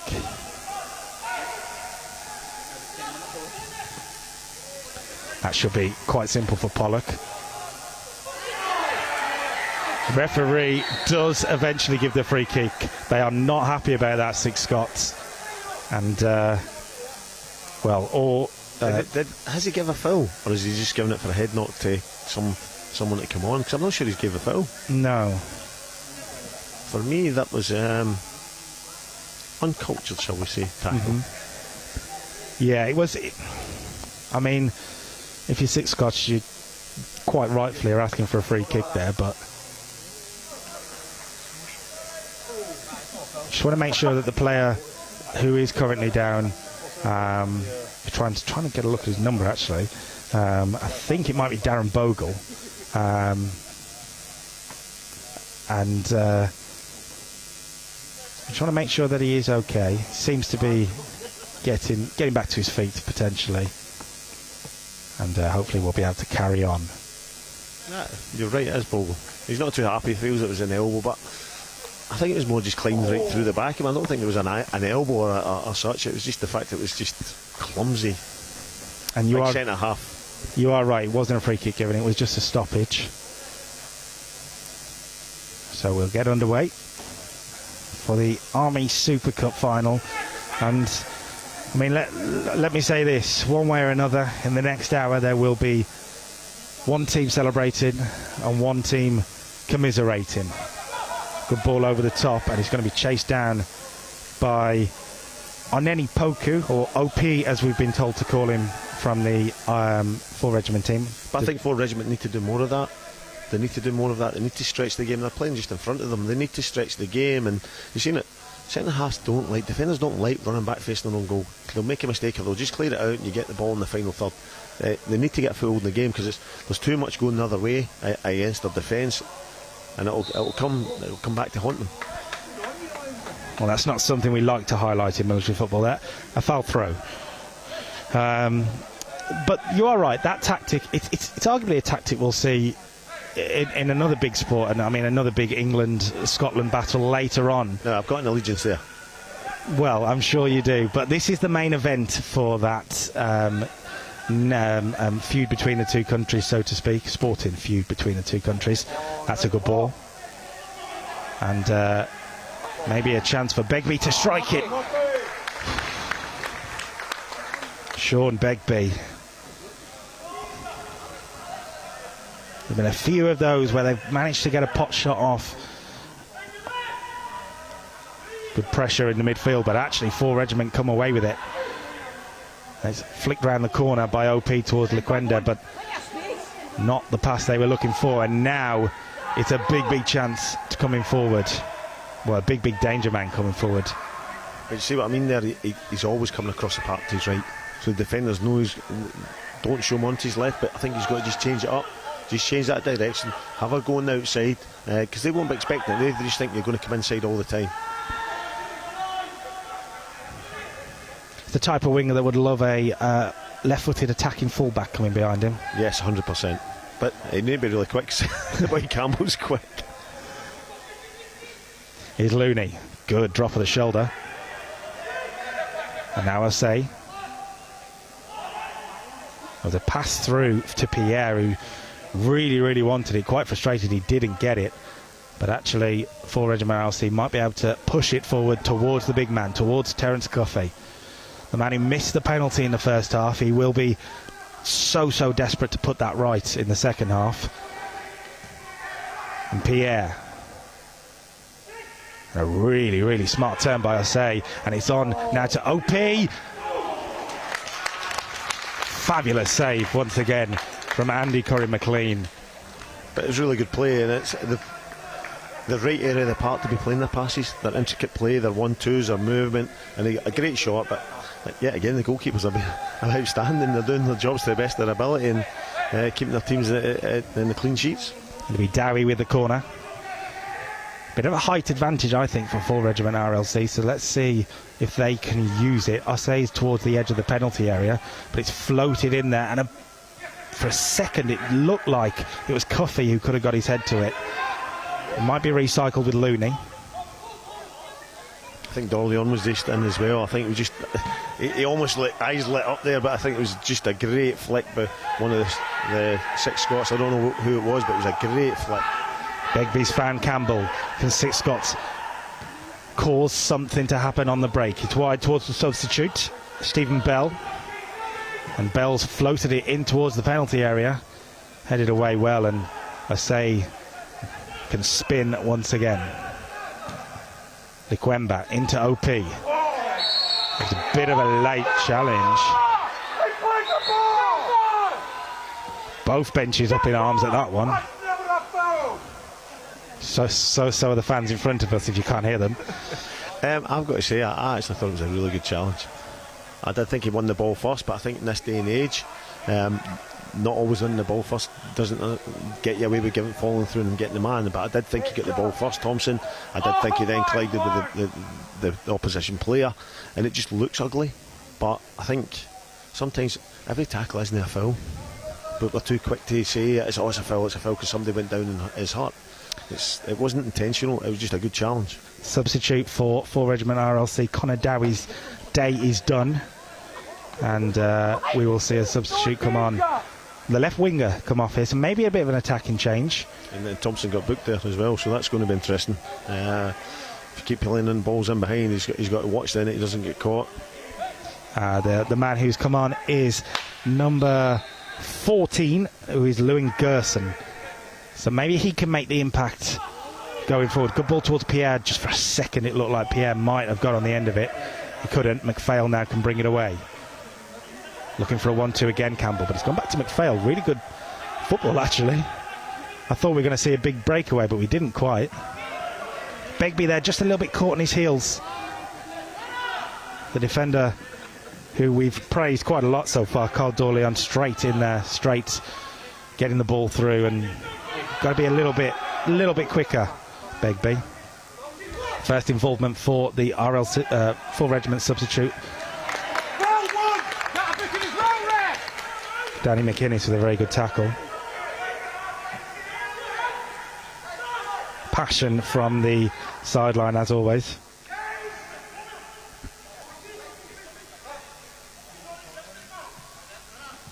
Here's Likwemba.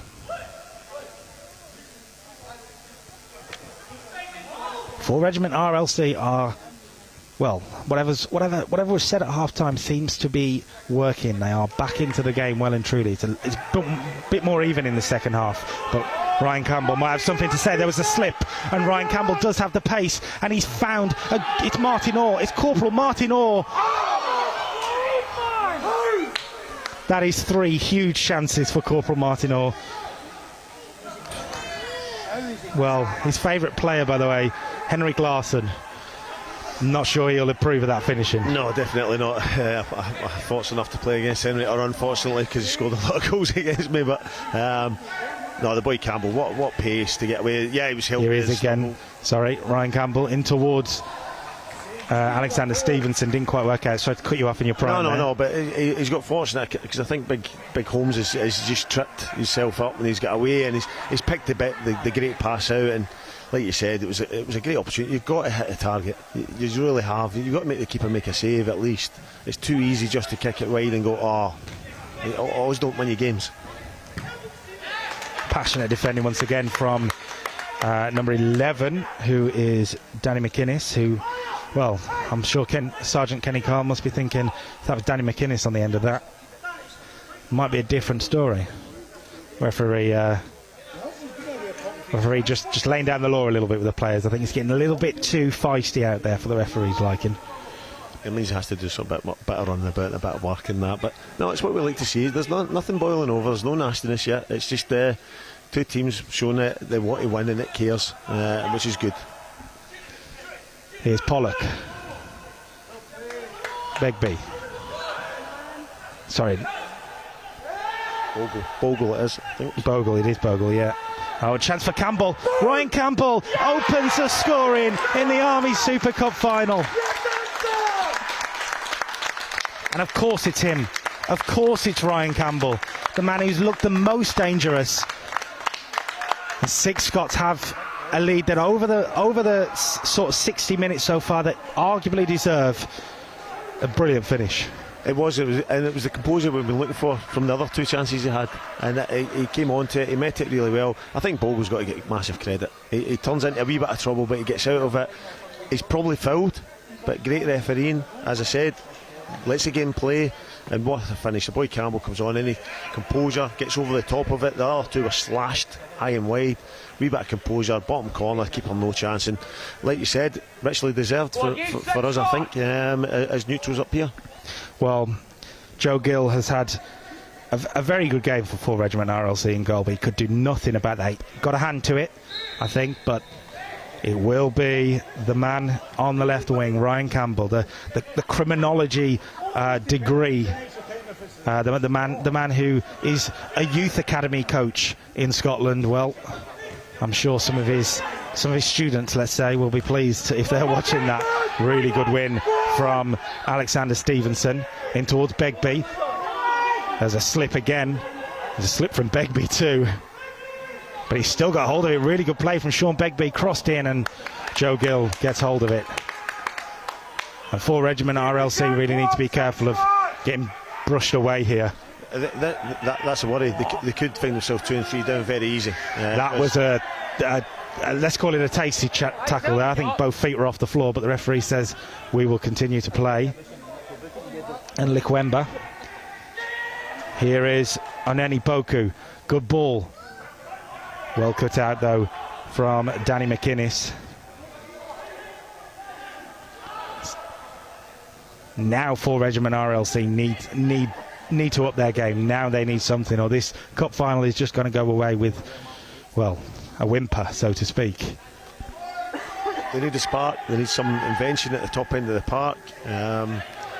They need simple football first and foremost, because they just keep giving it away, and Six Scots just keep, there we go, they're on the attack again. They could do with not giving Six Scots so much time on the ball as well. And Bell's made a good run forward from right back. He seemed to be pushed to the floor, but the referee says play on, and now the 4 Regiment RLC substitutes can come forward. It's Gerson.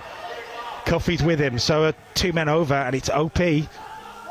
Really good play. He's dropped the man on the floor, and he's gone all the way through, and he has absolutely scored a wonderful goal. And just like that, the game has come to life. 4 Regiment RLC are back in the game. It is 1-1, and Kwadwo Oneni Poku, as OP, as he likes to be called, has fired his team back into it. It was unbelievable composure. First and foremost, it is the box. The defender dived in to put under pressure. He nipped past it. He then showed a great turn of pace to get away from Thompson, and what a composed finish. Outside his right foot, I think, past the keeper, and a great goal, but unexpected, shall we say. But I just talked about it a minute ago. The spark, we need that spark. Is that the spark he gives it? Because they're playing in the right area of the park there. They've got him outside the box. They don't want him in his half doing dribbles and flicks and tricks. Get him in the area where he can hurt, and that showed that. It's a goal that actually a lot of youth academies would do well showing some of their players, because it was all about body movement and body positioning, and he dropped the defender on the floor and finished it so well. Just for a second it looked like, from our position, that defensive clearance could have gone anywhere. It will lead to a corner kick though to Six Scots. Well, a flurry of goals. YouTube comments just said, that's how you mean OP. I mean, it was a brilliant goal. Brilliant goal. One worthy of an Army Super Cup final. And it will be Six Scots now looking to change the narrative again. Corner whipped in, headed away at the near post. Pollock looking to find something, but he's scuffed it again. And now, actually on the break, 4 Regiment RLC might just have the bit between their teeth. One of those passes actually from Pierre, that with his pace he might have caught onto it, but not the rest of his team, unfortunately.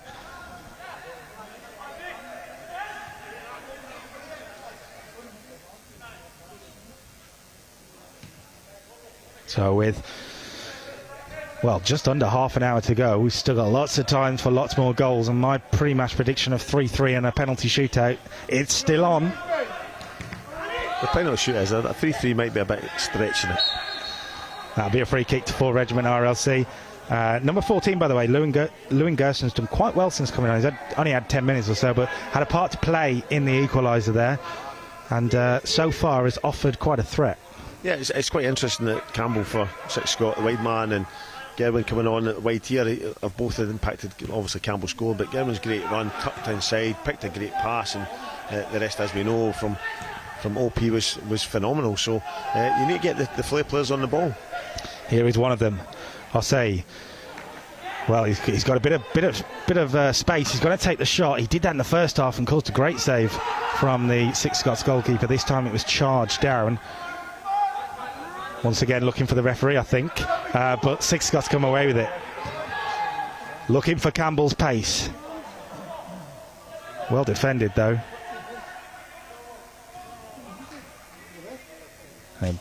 I mean, needless corner given away in a lot of ways there. Yeah, I think he was trying to be too clever, the defenders, and trying to let it run out for a goal kick, but it doesn't happen on this surface. It just doesn't go out. Corner taken short. Campbell will whip this in, And I mean, I think it's still there with Orr. I think Orr and Stevenson kind of left it for each other for a moment. 4 Regiment RLC looking to cause problems on the break. They need to get Pierre's pace involved a bit more. It is the 6 Scots substitute, Stephen Bell, looking in towards the penalty area. 6 Scots seem a little bit rattled after that equaliser. They do, but I think also the fact that 4 Regiment, some of the players are cheating a little bit, cheating out of position. In the attacking area, they're looking really good, but when they give it away, they're not really tracking back here. There's big gaps in the pitch, and it's if 6 Scots can exploit that, they'll get in 3v2. We should say it is quite a big pitch, and we are, as you say, starting to see more gaps as time goes on in this game. Legs start to tire. Chance maybe for 6 Scots to come forward. I think this is Thompson. He's thinking, why not? He's charged down, and actually now he's out of position. He's been filled in at the back, at centre back, by Campbell. Good play by the keeper, good sweeping there. Yeah, good positioning. And now Pierre. Pierre saying, let's push forward. He's looking in behind towards Coffey.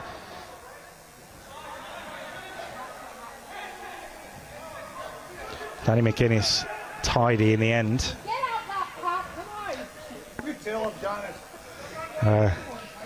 I'm not sure if anyone heard that on the broadcast, but we have a fan called Janice really getting into the players, and maybe she's what's needed. She'll inspire them to find a winning goal in the final 25 minutes. It's gone a little bit ropey, shall I say. It's a wee bit basketball about it. You have it, we have it, end to end. There's a lack of cohesive structure about both sides. Whether that's tiredness, whether it's a big pitch, could have an effect, but I think the team that gets their foot on the ball again, starts to pick the right passes, will get the opportunity. And I think 4 Regiment getting back in the game has certainly give them the impetus, and they look a wee bit more of a threat now. Private Luke Noble's just made a comment on Facebook. He was supposed to be here actually for 4 Regiment RLC up front. Unfortunately, he was suspended. He's just turned on and they've scored, so I'm sure he'll be watching the final 25 minutes. Well, OP wanted a free kick there, and well, he's actually given away a free kick by demanding he had it and putting his hands on the ball. Play to the whistle. I think he was a wee bit upset by that one, shall we say, and I think he was rightly so. I think it was a foul, but like you said, it's something you learn as a young man, a young boy, young girl playing football. You play at the whistle. The whistle doesn't go, you don't catch it. Pollock's made a good run forward from midfield.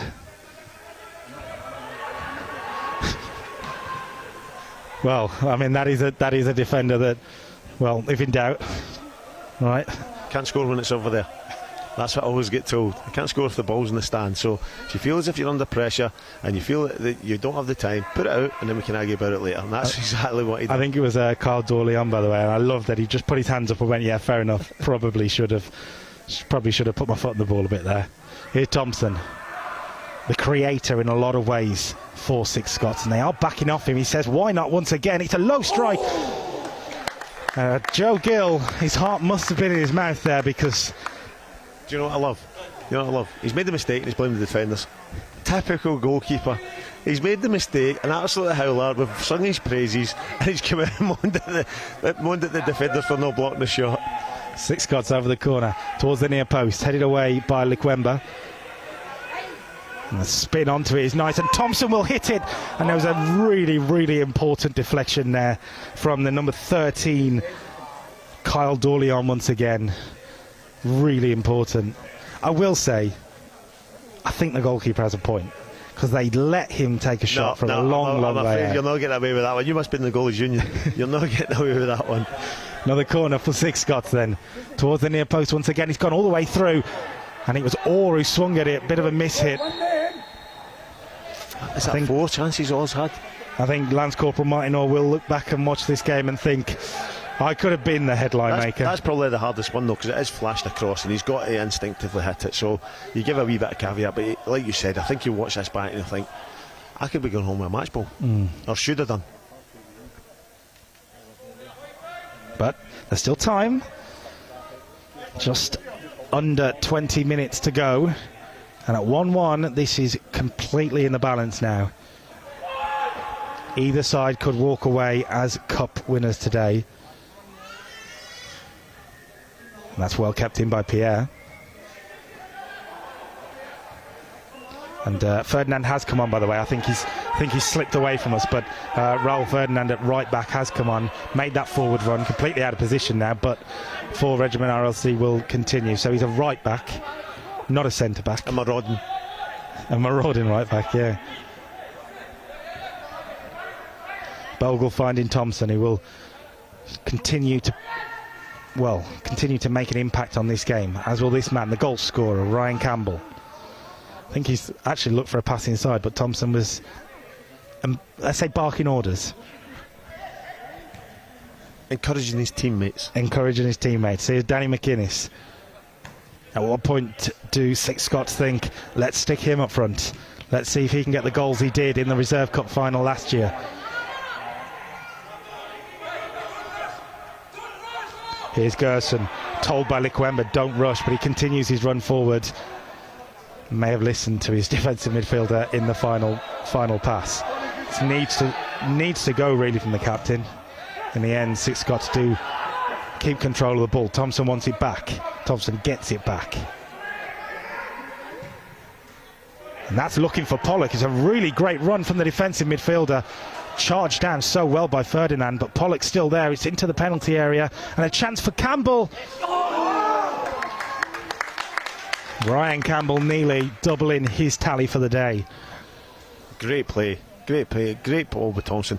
Yes, I think he got fortunate in the middle of the park, like you said. I think he should have released it earlier, but then it's a great ball. But Pollock making that run, brilliant, really good, but good defending, and then Campbell's just unlucky with the kind of quick hit shot. 2 or 3 times now that Stuart Pollock has made that run from deep, and he's gone unchecked, and at this point, for Regiment RLC need to wisen up to that run, because it's, as I say, 2 or 3 times he will punish you eventually. Good ball over the top on any Poku. I see looking for the pace of Pierre against Thompson. Thompson, very good centre back work, to be fair, and he's played the pass through. Here's Bogle into Begbie. Campbell's making the run. He's found Ryan Campbell. He needs options in the box. He doesn't have it, so he goes for goal from a really tight angle. Flashed across. Yeah, it's great play, great desire to get up there. To be fair, if that goes in, you just stand and clap your hands, because I don't think you should be scoring for that angle, but it's unfortunate. But they're getting in the right areas. They're playing in the right areas. They're getting at them, and the game's stretched. People are getting tired. So it's going to be interesting. Who's the one that's going to grasp? Who's going to be the one that's going to put their name in the lights and say, I was the winner, like I done years ago? Well snuck in there. Well snuck in. Had to get it at some point. I just want to make a mention of, we said earlier that before the game we were told by the 4 Regiment backroom staff, let's call them, to keep an eye out on Samuel Looney. He likes a booking. Well, he didn't get a booking today, so he'll be pleased with himself, at least for that. Yeah, because it doesn't cost them any money, so that's a bonus, I suppose. Times are hard, cost of living and all that. So, no, it's, as I said, I don't think there's been a bad challenge. I know Thompson got booked, but in my day, that's a great challenge. There have been a few feisty challenges, yeah, but that's the passion of military football, particularly at this important level of army football, where there's trophies on the line, and these players, they do want this. They do want this so much. There's kudos on the line as well. There's that bragging rights. There's everything that goes with it. So it's been played in a great spirit, and that's what you want. And it's been a pleasure to be here and watch. You're just hoping that it's a bit of flair that wins the game, not a mistake. Pollock looked like he'd given it away. No, great tackle. That's only because I like him. Here's Campbell, another player we have liked watching today. In towards Begbie, cut out by the 4 Regiment defence. And now, maybe, if they can just push a few more men forward for Regiment, I wonder if maybe the legs are starting to go. Yeah, and that's what I said. You look at them; they've always got a front four. Because I think it's taking its toll on them. Ferdinand, the marauding right back, as you called him. You know what? It's a really good ball in, and he will. He's frustrated, and he's rightly so. He's thrown his hands up there, demanding somebody to be in there. He's put a phenomenal ball in. It's somebody just needs to gamble on. Here's Orr. Lays it off for Campbell, who is the danger man, who's making things happen. He's around 1. He's around 2. Ryan Campbell.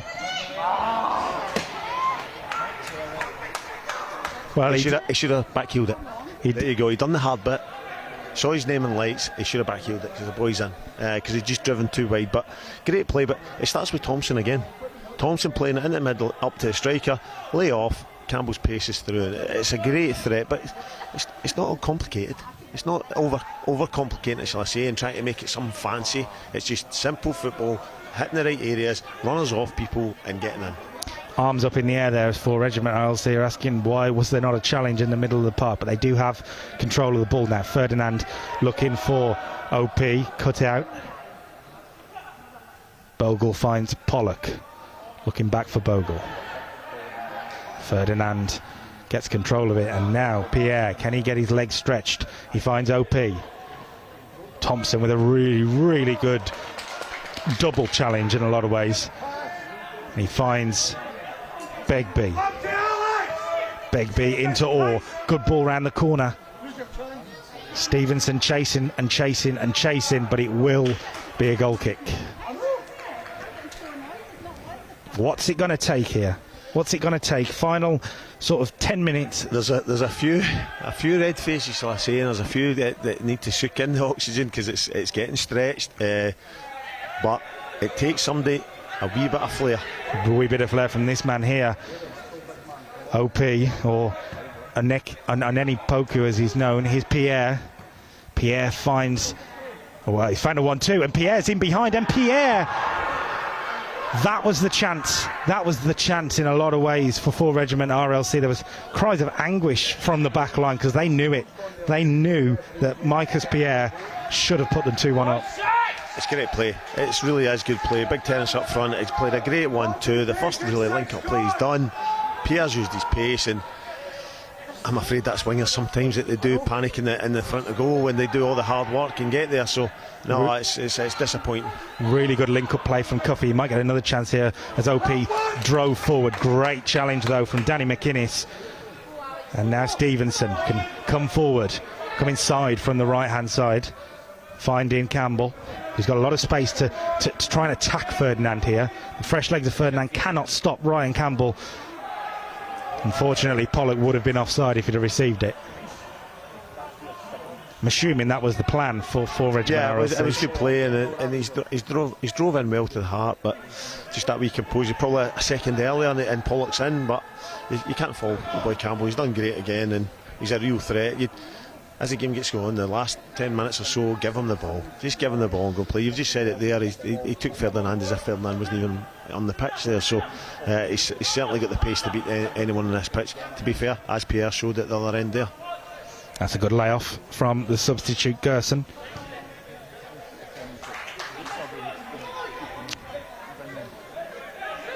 We should remind viewers that if this ends at 1-1, there will be no extra time. The players will be thankful for that. But he will go straight to a penalty shootout, and they won't be thankful for that. We will be. It'll be quite enjoyable to watch. The drama, the tension, a trophy on the line. But maybe, just maybe, we won't quite get there.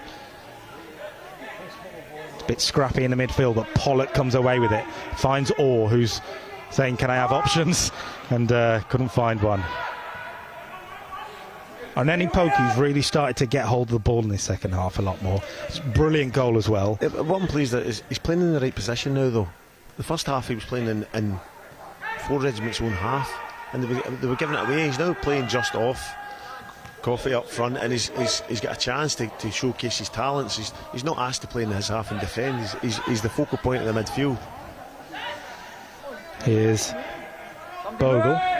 Good run again from Campbell if he can find him. Good defending though from Holmes. Can he get a shot away? It's McPhail. He saw the headlines. Ambitious. That's what I'd say. Ambitious. Them defenders, as I said before the game, think they can score all the time. But no, great play. He's willing to take it on, and that's what you're pleased about. Don't be afraid to miss. Too many players are afraid to miss. Go and try it. Quite simple for Bogle in the midfield. Really does need to be a challenge there from 4 Regiment RLC.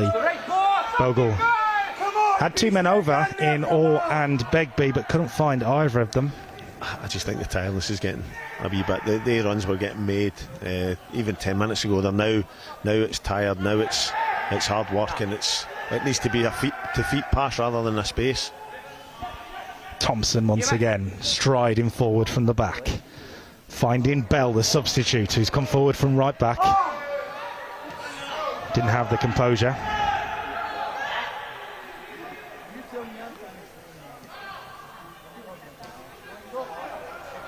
At the moment, it looks like 2 teams that might just settle for penalties.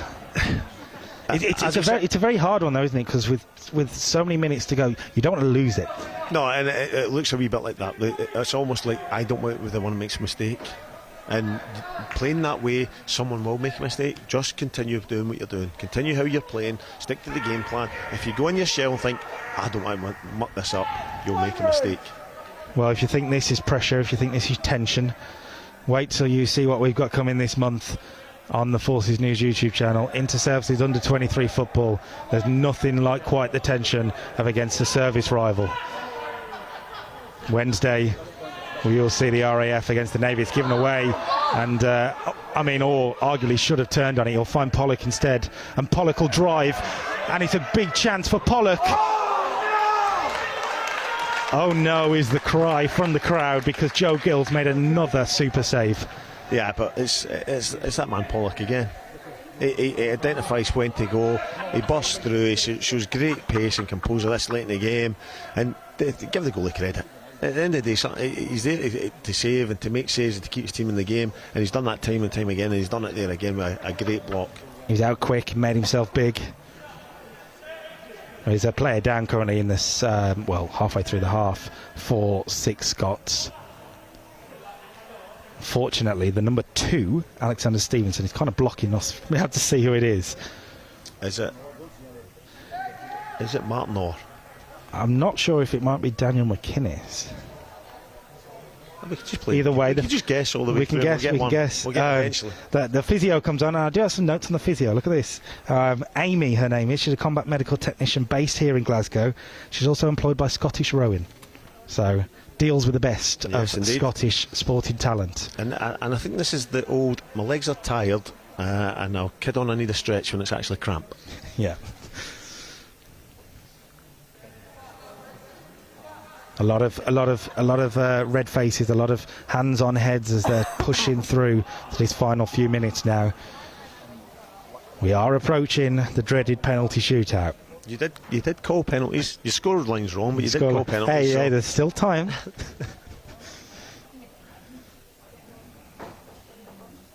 YouTube comment says, you could tell how much it's affected the team when key players are not playing. I'm assuming he could be talking about either team, actually, because a lot of key players, unfortunately, couldn't be out there today. But there does seem to be something missing in certain areas of the pitch, which, again, could be the key players. Yeah, 100%. And it's been a wee bit disjointed at parts, but you can't fault both teams. I think there's been good football. I think there's been great skill. I think there's been chances galore. I think you watch this back, you put a highlights package together, you'd be like, oh, it must be 6 each with the chances, but it's just unfortunate there's not been the goals. BFBS Sports Show YouTube on Monday. Yeah, that's right. Martin Orr is down injured. So I win that raffle. Is he going to be swapped out? I think he is, actually. So a new centre forward up front. I was going to say number 9, but not number 9. Is it an injury? Is it cramp, or is it the fear of penalties? So it's took Martin Orr off. Who is replacing him? I think he's turned his back. We can't see the number yet. If he scores from here, we will say the substitute and go from there.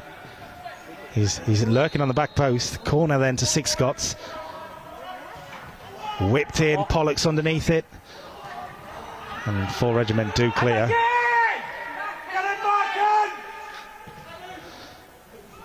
Ball towards the back post. Campbell's onto it. And Campbell with a big chance. I think he tried to put it on a plate. And the goalkeeper was quick out there. For anyone wondering, the substitutes.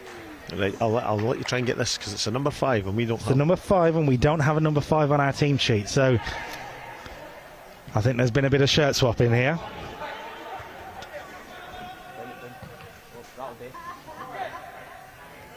Listen from a shout for the crowd for a nickname. Likwemba's pass, or clearance, one of them, but it'll lead to a throw-in for SCOTS. Somebody on YouTube will be able to tell us. Maybe they will. Maybe they will. Or on Facebook. I always forget it's on both. Paul Black said, talking about Likwemba, I think 180 minutes in 2 days, so he must have played yesterday for his core team as well. Lovely spin from Campbell into the box. It is a free kick, and I've got to give the referee a lot of credit there because it did go into the penalty area, but I think the foul was on the outside. He tried to play advantage. He was really good refereeing. He's tried to play advantage, but the foul was outside. The momentum carried him in, but it was the momentum of could he stay on his feet to try and get a shot at goal. You don't get 2 fouls for the one. Well, with maybe 5 or 6 minutes with added time to go, this is a huge opportunity. Just outside the penalty area, it's going to be Craig Thompson again. Do you think he'll shoot? Or trying a training ground routine? I think there'll be some uproar from the stands if he doesn't. Craig Thompson, this is your chance to make yourself the headline maker, the hero of the Army Super Cup final here in Glasgow. Primed and ready. Campbell is with him, so Campbell may take this, but I think it's going to be Thompson. It is Thompson, and he's charged down by the wall. Thompson once again.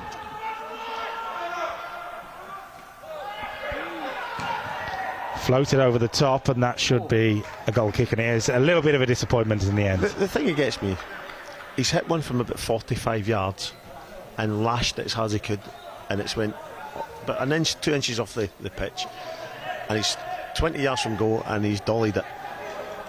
And it's not, you're thinking, go and put your foot through it, make the keeper make a save.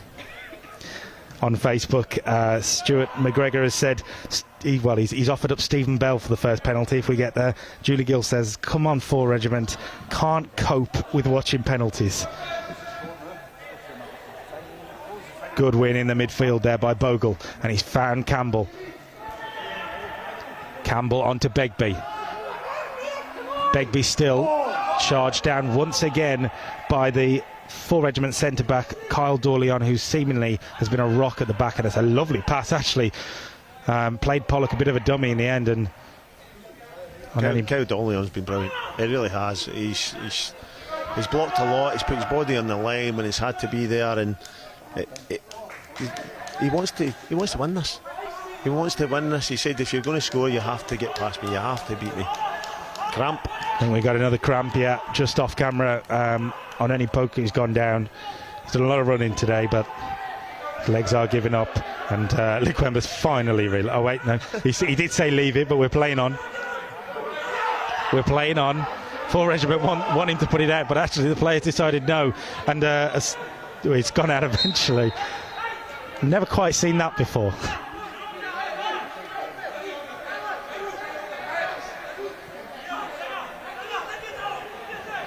It's all happening in the stands. The strange thing there, and I love his endeavour, he's trying to get off the park, but you're then basically saying you can't get fitness on and stop the game. You've got a man down. Yeah, if he comes off the pitch at this position, right near side towards the camera, the physio is going to have to walk all the way around the pitch to get to him.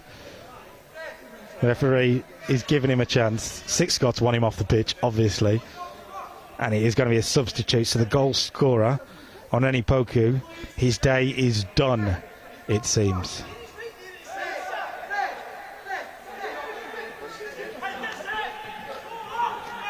Bit of gamesmanship, I think, from both sides going on at the moment. But the thing is, he does know the rules. He has to go off this side. So if you're subbed off, just come off. Don't walk across the park. You're off. He is off. He's limping away.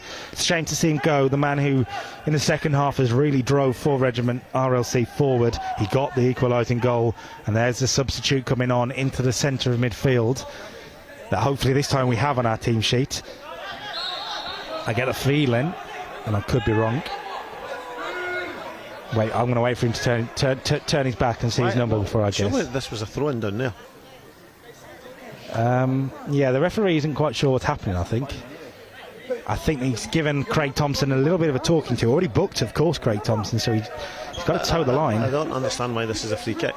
Yeah, I'm not sure where this free kick's come from. And the natives are restless in the stand, shall we say. Yeah, we're playing on. The substitute, by the way, was Nuruddin Ninta has come on, number 8 in the midfield. Maybe the penalty taker. You and your penalties. So we are into added time, by the way. So we are... Look, this is last chance saloon for anybody. Anybody to write their names into the history books, but Begbie couldn't find the pass. Maybe it's the other end. Maybe it's Pierre. I think it's both teams are not got a lot more to give. You ever been involved in a penalty shootout in your career? Aye. I lost the playoff final, championship playoff final in Norwich. To go up to the Premier League. So that was, you can say, thanks for reminding me. It was a great day. Did you take one? No, I never. I broke my foot. I broke my big toe. I damaged my knee, but I played 120 minutes. And I was meant to take a second, but I couldn't walk. And we lost 4-2. The army soldier in you coming out on the pitch. I just couldn't. I gave everything. Somehow a nutmeg on coffee. Do you know what was annoying about that year, though? It was the first year they'd done away with golden goal, and we scored 2 minutes into extra time. Well, there won't be extra time here. We are on the verge of the dreaded shootout, 12 yards, and best of 5, so to speak.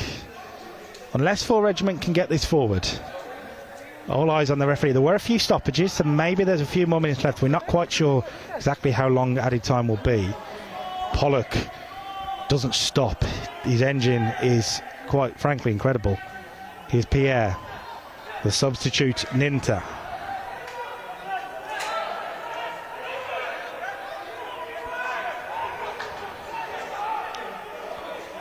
All eyes on the referee at the moment. Has either side done enough to win the game, really? 6 Scots will be disappointed. I think they'll be disappointed. They were in the ascendancy for most of the game. They had the most chances. They had the best opportunities.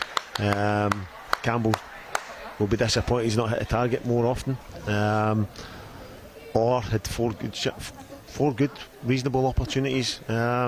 So I would say 6 Scots, if they don't go on and win this, they'll look back at it, they'll see the highlights. They've done really well. They've done themselves proud. But I think they'll be kicking themselves that they're not just walking away with the trophy as we speak. Well, as you'll have seen, the full-time whistle has blown. We are going to penalties. It's going to be a pressure kick to decide the Army Super Cup. And not just that, as you've said during the game, it's about reputation when you go back to your day job for Regt RLC in particular, and you don't want to be the man who misses. No, you don't. And but someone's going to. Someone has to. As I've always said, myself growing up, I watched Baresi and Roberto Baggio miss a penalty for Italy in the World Cup. So see if they can miss a penalty, anybody can miss a penalty. Anybody can miss a penalty. I mean, I hate to be the guy to say this. This is an England-Scotland battle, and well, English teams don't do very well with penalty shootouts. I was actually enjoying your company there. We don't know if penalties will play a big part in the Calcutta Cup game later, but it will play a big part today. It's the main event of the England versus Scotland battle. That's how we build it, and it's lived up to it in a lot of ways. Just trying to figure out who's going to be taken first. I suppose what end doesn't really matter. No, but the thing is they can all hold their heads up high today. It's not. I don't think there's. Like I said, 6 Scots probably kick themselves because they've not won the game, but it's been a really good contested cup final. People watching it can be proud of what the players have done. Their regiment or mates who can say you did us proud. They did do us proud. It's not a 4-0, it's not a 3-0, it's no somebody didn't turn up and get turned over. I think both teams had a right good go. It's been entertaining, but unluckily penalties do dictate who wins the game, and that somebody's going to be a winner and somebody's going to be the unlucky one. Well, we will be kicking to the left, as you'll be seeing, and it's a fantastic poster advertisement there at the side of the goal. Yeah, the poster next to the goal you will see shortly says "Creating Legends of the Future." Who's going to make themselves a legend today? I think, and we're not quite sure exactly. No players offering themselves forward as the first one at the moment. In terms of goalkeeping, I would say Joe Gill has a height advantage, maybe a stretch advantage. Yeah, he certainly looks as though he can. He's made some top saves today, Joe Gill. He looks as if he's got a decent wingspan on him for a goalkeeper. Looks as if he can get across the goal. And as Joe Gill is getting himself into the goal, that means 6 Scots will be taking first. I'm not sure they know who's taking first at the moment. Everybody's ready for him. Who's the one kicking it? It is going to be Captain Thompson. The captain, Craig Thompson. Well,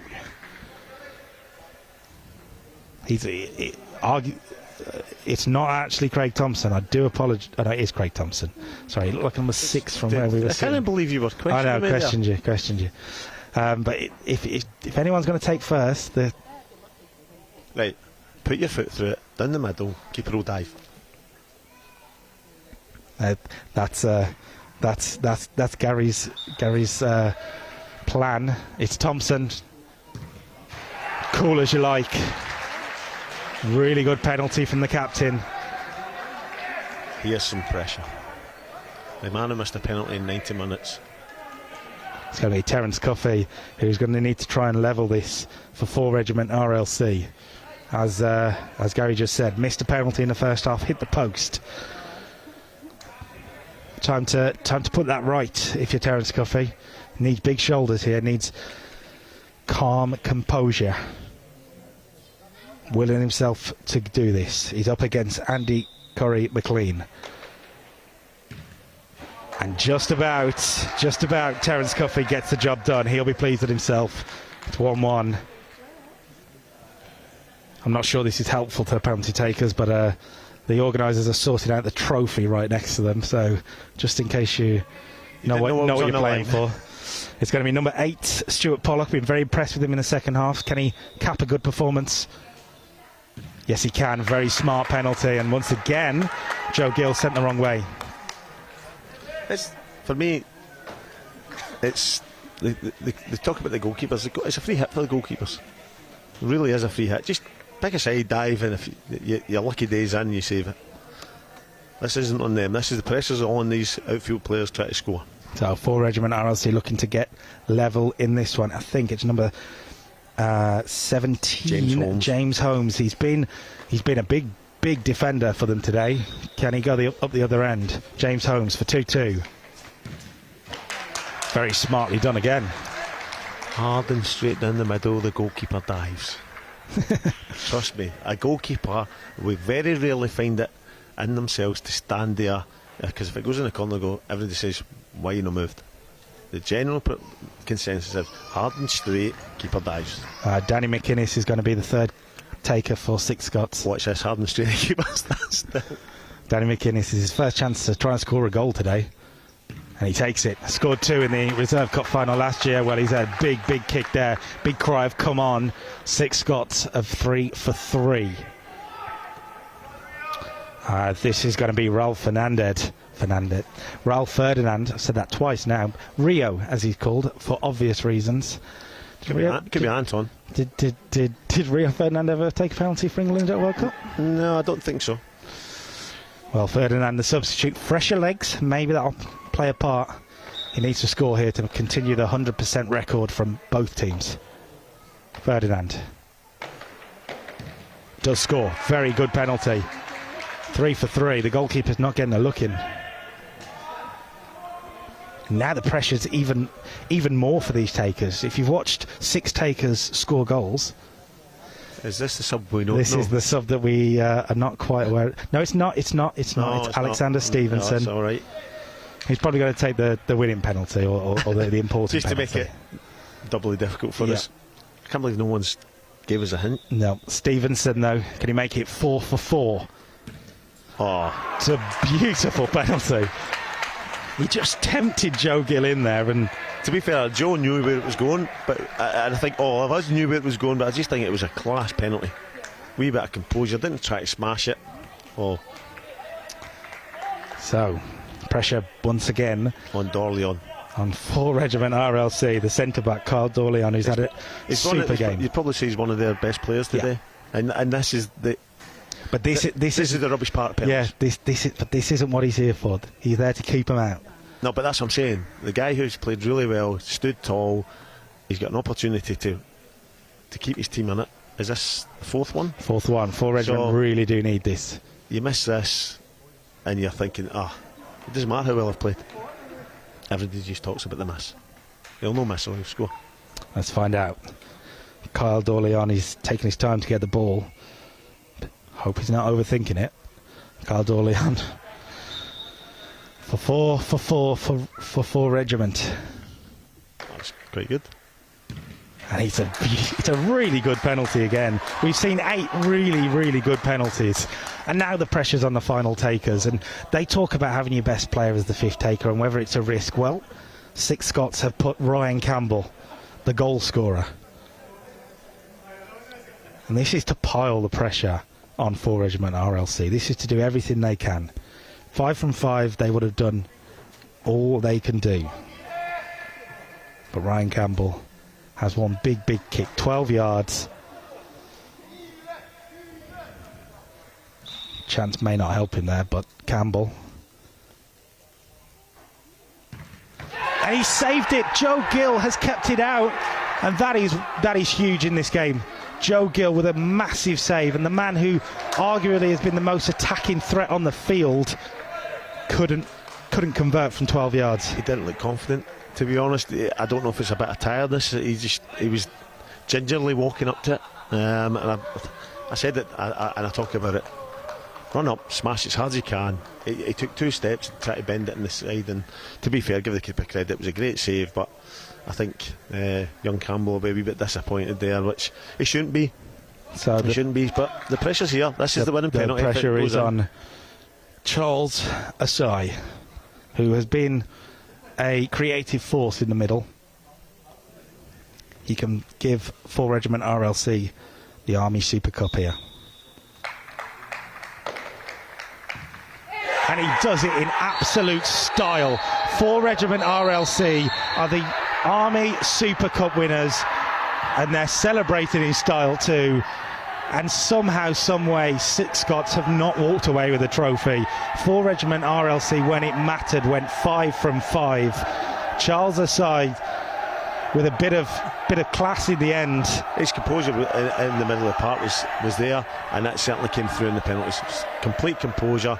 I do feel the better side lost today, but credit to them. They dug in, they hung in. But that's what a cup final's about, isn't it? You can have the performance, you can have the chances, but if you don't put the ball in the back of the net, and you don't, when it matters in a penalty shootout, but as I said, hold your head high. And I talked about it during the game. Tomorrow morning, next year, 10 years' time, it don't tell you how they won the game, how bad they played or how good they played. It's they won it on penalties, and that's all that matters. They're in the history books now.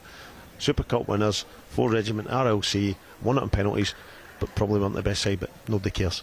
Luke Noble says, well done, boys. He would have loved to have been here, probably taken a penalty himself. But 4 Regiment RLC are the cup winners. They are the cup winners, so to speak, today. And it is another check in the book for the regular soldiers in this fixture. 4 Regiment RLC, well, they did it in the most dramatic way they could. He went right to the end in the penalty shootout, and Ryan Campbell, who arguably has been the best player on the pitch, arguably. Yes, well, let's argue. No, he's been excellent, and that's what we talked about, and I talked about before penalties there, is someone who, no matter how well you play and how well you do, and probably deserves maybe man of the match. Him and Thompson for me and Pollock were outstanding, really were outstanding figures.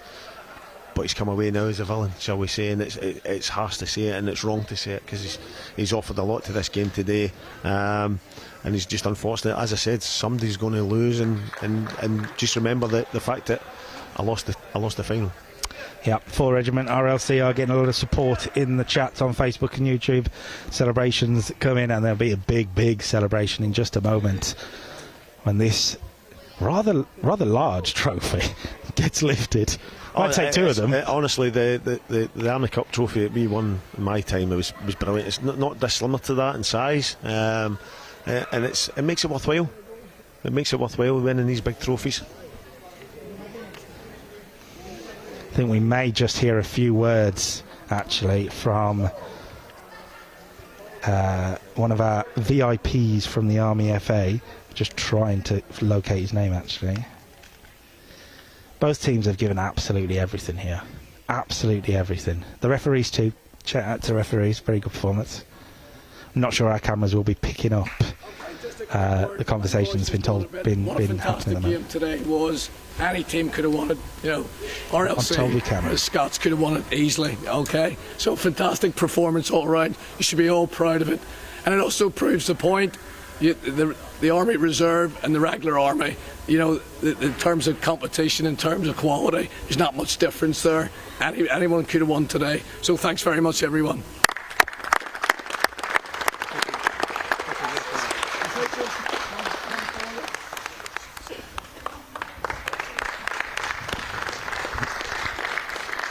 Round of applause for all the officials who have done a very good job today. Man of the match, my choice is man of the match today is Regt Thompson. Man of the match, Craig Thompson. Yeah, man of the match, Craig Thompson. Won't get his hands on the trophy though.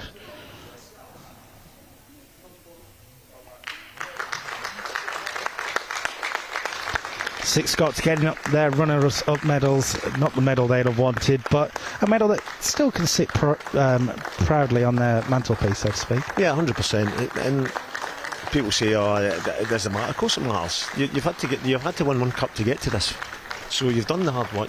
This is a showcase, extra bit, and they've covered themselves in glory with the performance. Yes, they'll be kicking themselves they've not won, but there's a lot of proud boys out there, and a lot of proud people should be supporting these boys, because they gave their all to the team today. My favourite part about this, by the way, that Amy the physio is getting a medal. Rightly so. Rightly so. And the manager and all the staff, everyone who's involved in it should get something.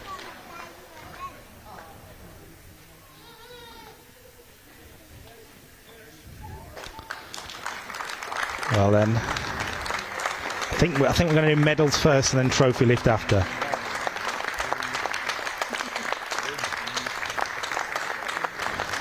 A lot of credit to Terence Cuffey, by the way, as well. As you said, that was a pressure kick. Yeah, it takes a mentality of strength to go up there, knowing that you've missed, to go and take a penalty, and he slotted it away great. Like you said, probably young Campbell will be disappointed because it was probably the worst penalty, but the keeper still got to save it. The keeper dives the other way, it's a good penalty, so it wasn't nothing to be ashamed of. Well, Likwemba will be the last man to get his medal. And here's the big moment that they have dreamt of all week.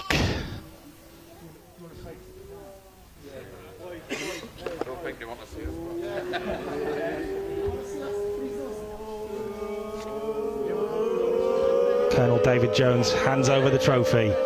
4 Regiment RLC. Army Super Cup winners here in Glasgow.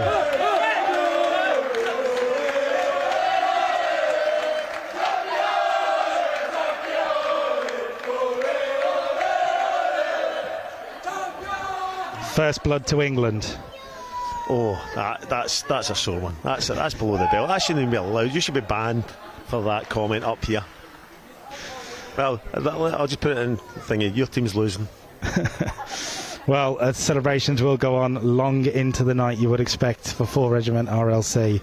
We've had a very, very entertaining Army Super Cup final, but that's not the end of the Forces football bonanza over the next few weeks. We have 3 very, very big games from the Under-23 Inter-Services Championships, and a lot more coming over the spring, live here on the Forces News YouTube channel and on Facebook. But it's 4 Regiment RLC who call themselves Army Super Cup winners. Thank you, Gary, by the way, for joining us on commentary. Thank you for the invite. Really enjoyed it. Is perfect for this sort of occasion. Thanks to our team as well. John Knighton on the ground, David Civils McCann on camera. Back at home, or home base, we've got Sarah Bell, Scott Richmond and Craig Tilley. And from me, Kyle Dixon, 4 Regiment RLC are celebrating. They've won the Army Super Cup.